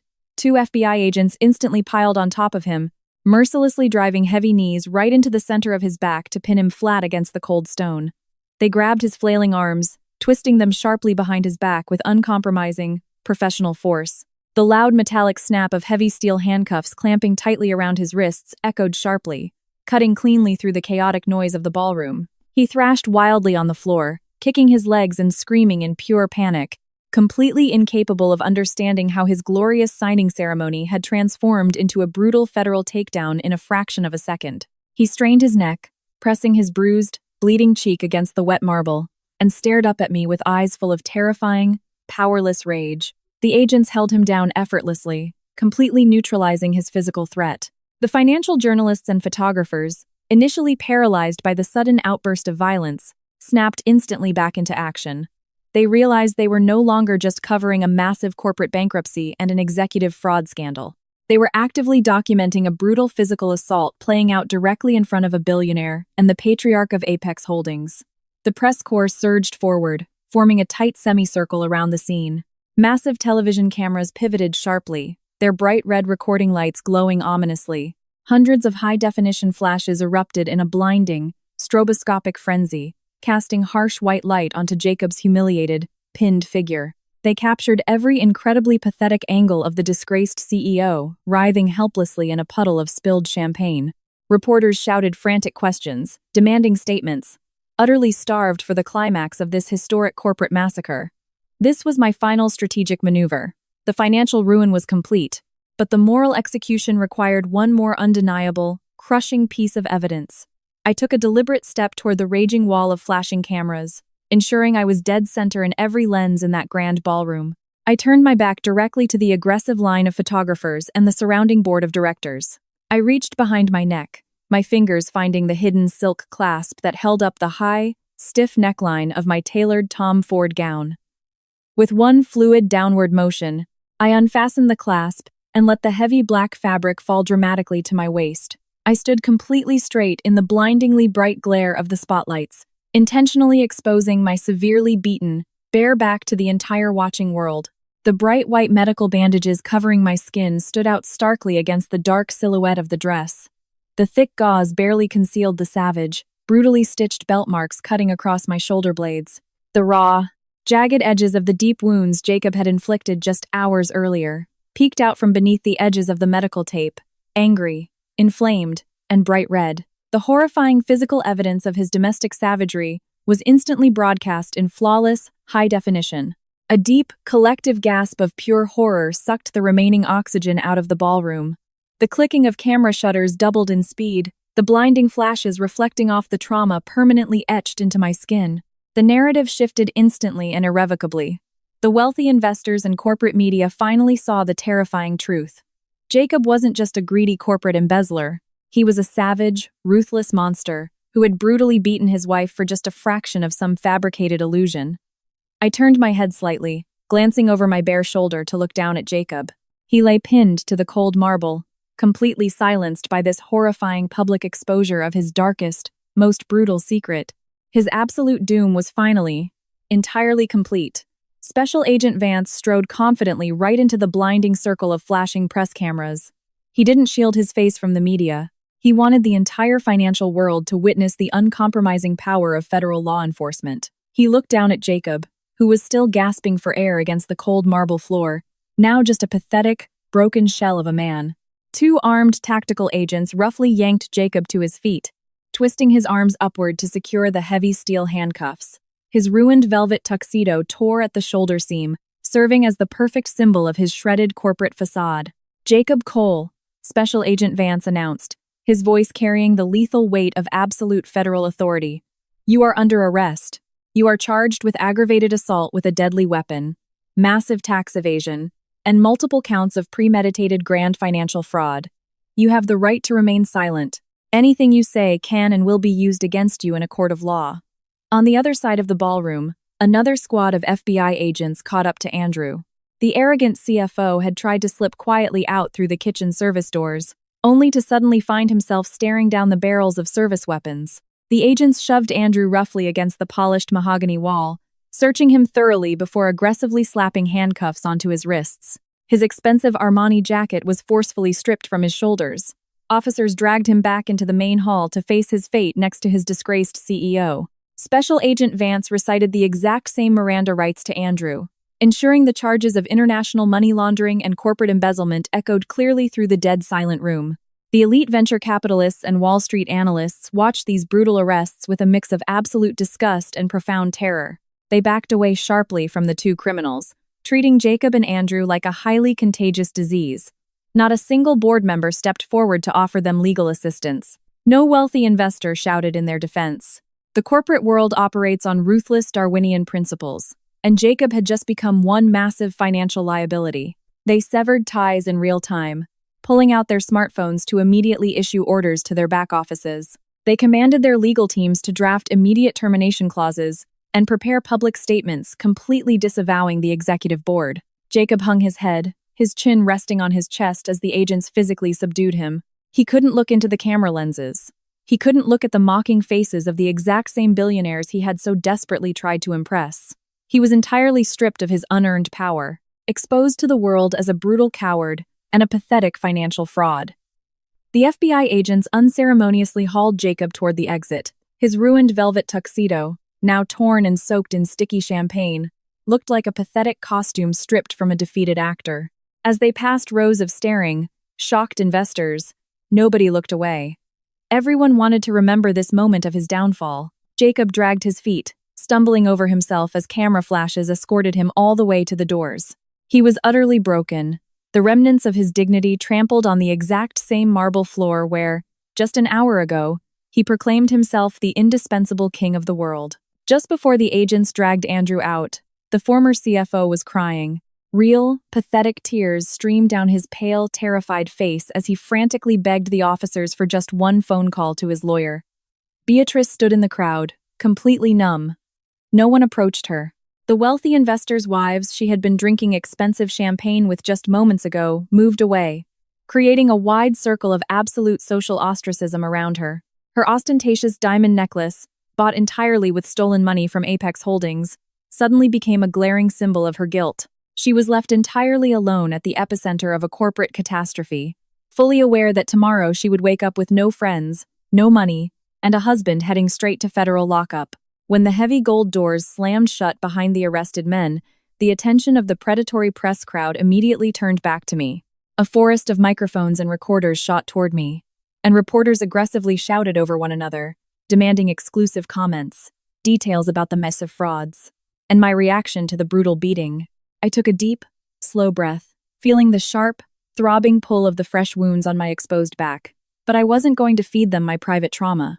My role as the lead forensic auditor had just concluded. I had settled all accounts. Before any journalist could ask another invasive question, Harrison Caldwell stepped smoothly forward, placing himself directly between me and the frenzied crowd. His massive authority hit the room with the force of a concrete wall. He raised his hand slightly, and the relentless hum of the media instantly fell silent. Everyone held their breath, waiting for the words of the Wall Street legend. My father slowly adjusted the cuffs of his navy tuxedo and looked straight into the lenses of the major television networks with a gaze that could easily cut glass. Apex Holdings operates on the absolute highest ethical and financial standards possible, Harrison declared, his deep, commanding voice echoing through the dead-silent ballroom. Tonight, you witnessed firsthand why we conduct our internal security audits with such uncompromising, surgical precision. We do not tolerate embezzlement.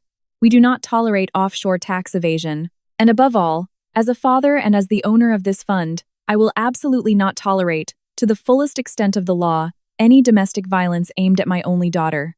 Jacob Cole's corporate empire has ceased to exist. They are bankrupt. That is the only comment we will provide on this matter. After those words, my father turned directly to me.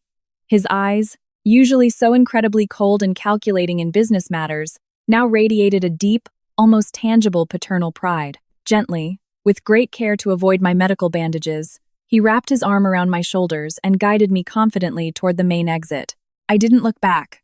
I didn't glance once at the shattered crystal on the floor, the spilled champagne, or the ruined board of directors frantically calling their legal teams. My work here was finally and irrevocably finished. When we stepped out of the stifling, panic-filled ballroom into the cool marble lobby, and then through the revolving doors outside, the crisp night air of New York hit us. The freezing rain that had started just an hour earlier was mercilessly washing the grime from the city streets. At the very bottom of the VIP driveway, sitting on the wet curb, was a pathetic, shivering figure. It was Natalie. Her sparkling ruby gown was now completely soaked, darkened by the rain, and clinging to the street mud. Her expensive makeup ran down her face in thick, dirty black streaks, and her fake luxury purse lay tossed right into a deep puddle. When she heard our approaching footsteps, she raised her head. Her eyes were swollen and red from crying, and an uncontrollable, hysterical tremor escaped her lips. She looked up from the bottom as my father's personal, uniformed chauffeur rushed to open the heavy door of the black, armored Maybach for me. She didn't say a single word. She had no more shrill threats or arrogant demands. She was just a drenched, destitute former employee of a disgraced, arrested criminal. I shot her one final, absolutely ice-cold and empty glare before climbing onto the soft leather seat of the luxury car, leaving her entirely alone in the freezing rain, right where she and Jacob tried to leave me barely 24 hours ago. The interior of the armored Maybach was completely silent, entirely cutting us off from the raging storm outside and the chaos I had just unleashed. I sank into the deep leather seat, closing my eyes for a moment. The adrenaline that had fueled me for the past 24 hours slowly began to fade, replaced by a crushing physical and emotional exhaustion. Every tiny movement reminded me of the deep, throbbing wounds on my back. But that pain was no longer a symbol of my supposed weakness. It was proof of my absolute survival. It was the price I paid to break out of that cage once and for all. My father pressed a button on the center console, opening a hidden crystal minibar. With precision and aristocratic calm, he poured 2 measures of an 8-year-old whiskey, then handed me one of the heavy, carved glasses. "You executed that flawlessly, Claire," Harrison said, his voice quiet but filled with deep, unwavering respect. He had always treated me like the heiress to his empire, but in this specific moment, he looked at me like an equal partner, like a strategist who had just won her first incredibly brutal war. "You cut the head off the snake before it even realized you were standing right behind it. I left them every possible chance to act like human beings, Dad," I replied, staring at the amber liquid in my glass. But every single time, without the slightest hesitation, they chose greed and cruelty. I didn't destroy them. I simply let the weight of their own sick ambitions drag them straight to the bottom. We quietly clinked our glasses. The sound of luxury crystal inside the car was hard and final, firmly and permanently closing this nightmare chapter of my life.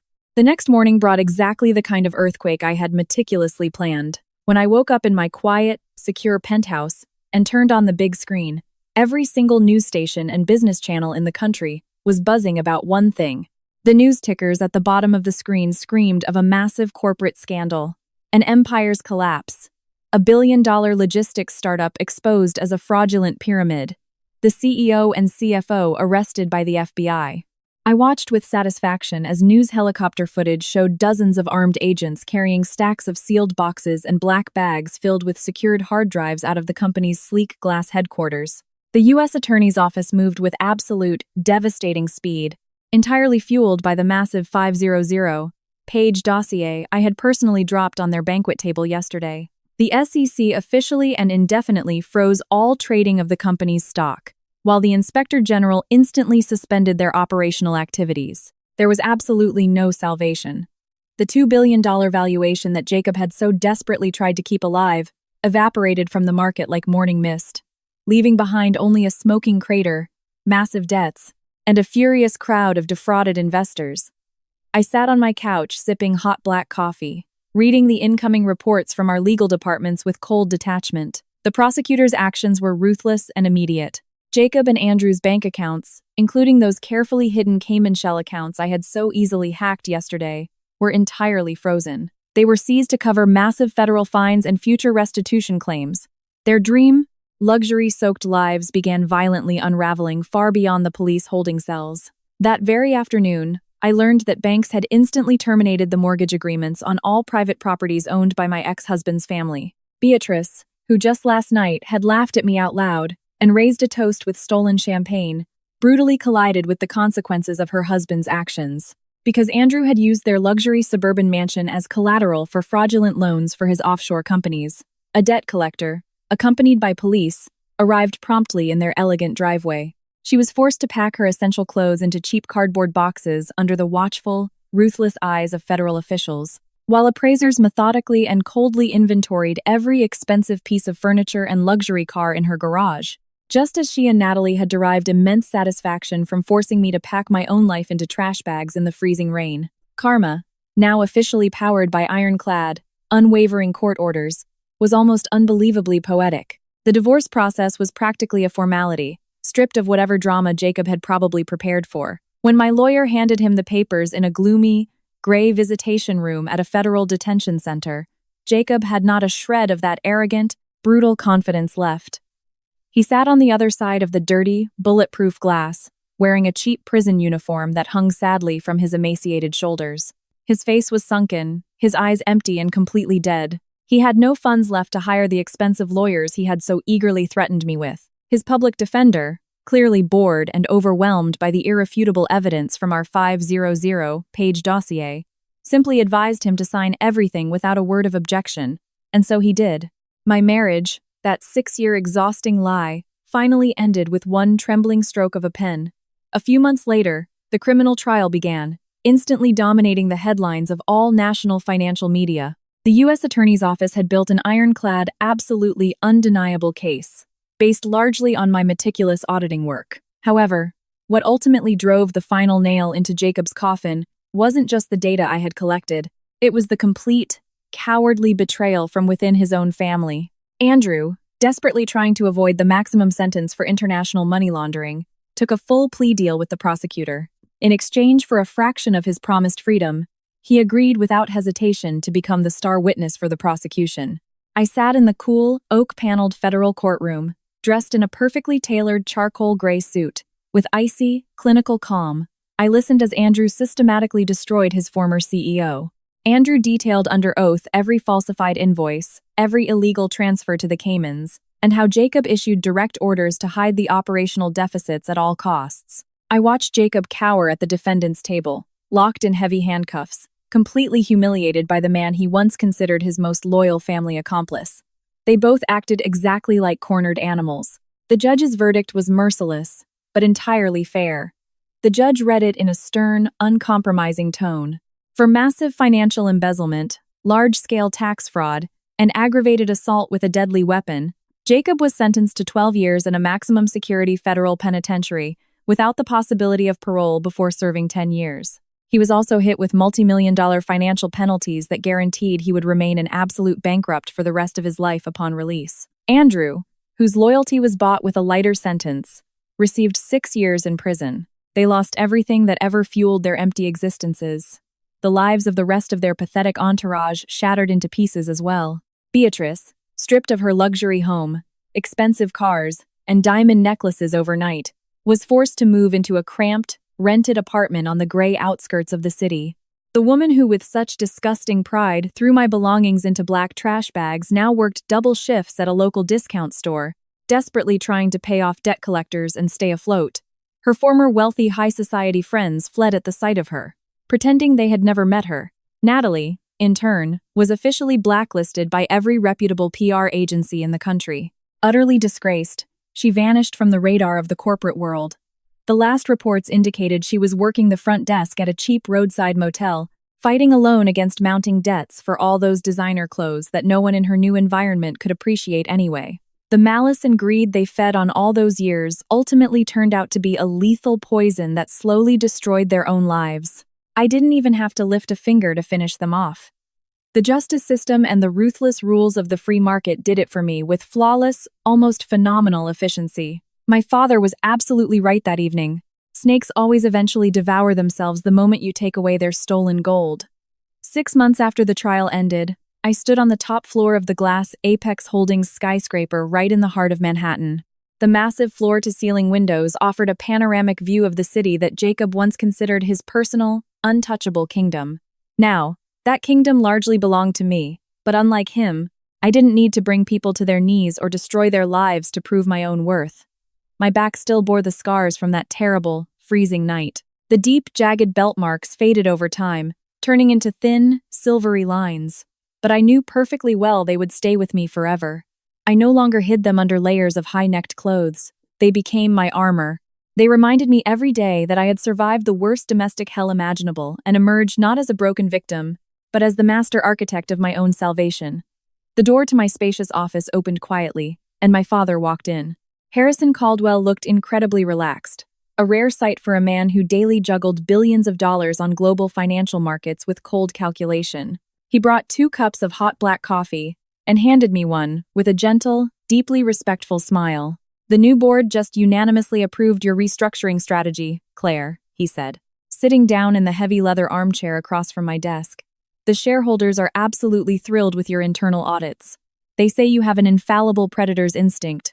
I wonder who you inherited that from." I smiled quietly, taking a sip of the excellent coffee. For 6 long years, I pretended to be someone weak, helpless, and completely invisible, just to please an insecure man who could never stand the thought that I might be better, smarter, or richer than him. I hid my analytical mind, my powerful name, and my entire heritage, naively believing that marital love required the complete sacrifice of one's own identity. I was never going to make that same mistake again.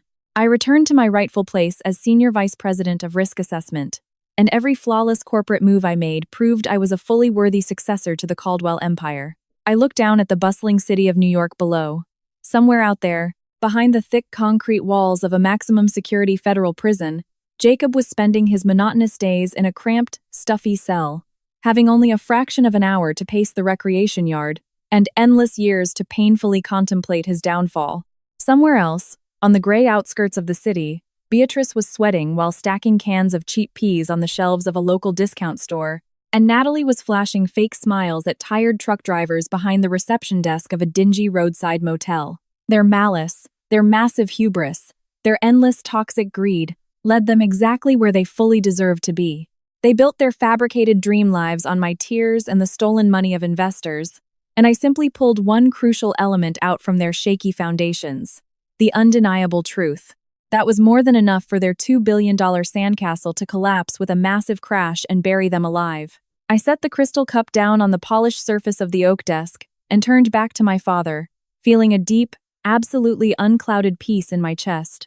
I no longer felt anger. I didn't even feel a burning desire for revenge.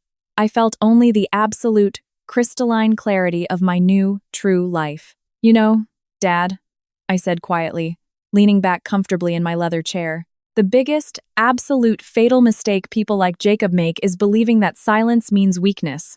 They genuinely believe that if someone isn't screaming and demanding attention, it means they are defenseless and have no voice of their own. Harrison Caldwell nodded slowly, a dark paternal pride mixed with absolute understanding flashing in his eyes. And what does silence actually mean, Claire? Silence, I replied with a cold, predatory smile, is simply the time an analyst needs to gather hard data and load the weapon. If this story moved you and you believe justice was ultimately served, leave a thumbs up and subscribe to the channel so you don't miss the next stories. Be sure to write in the comments where you are watching from right now, what time it is there, and what you think about the punishment that finally caught up to Jacob and his toxic family.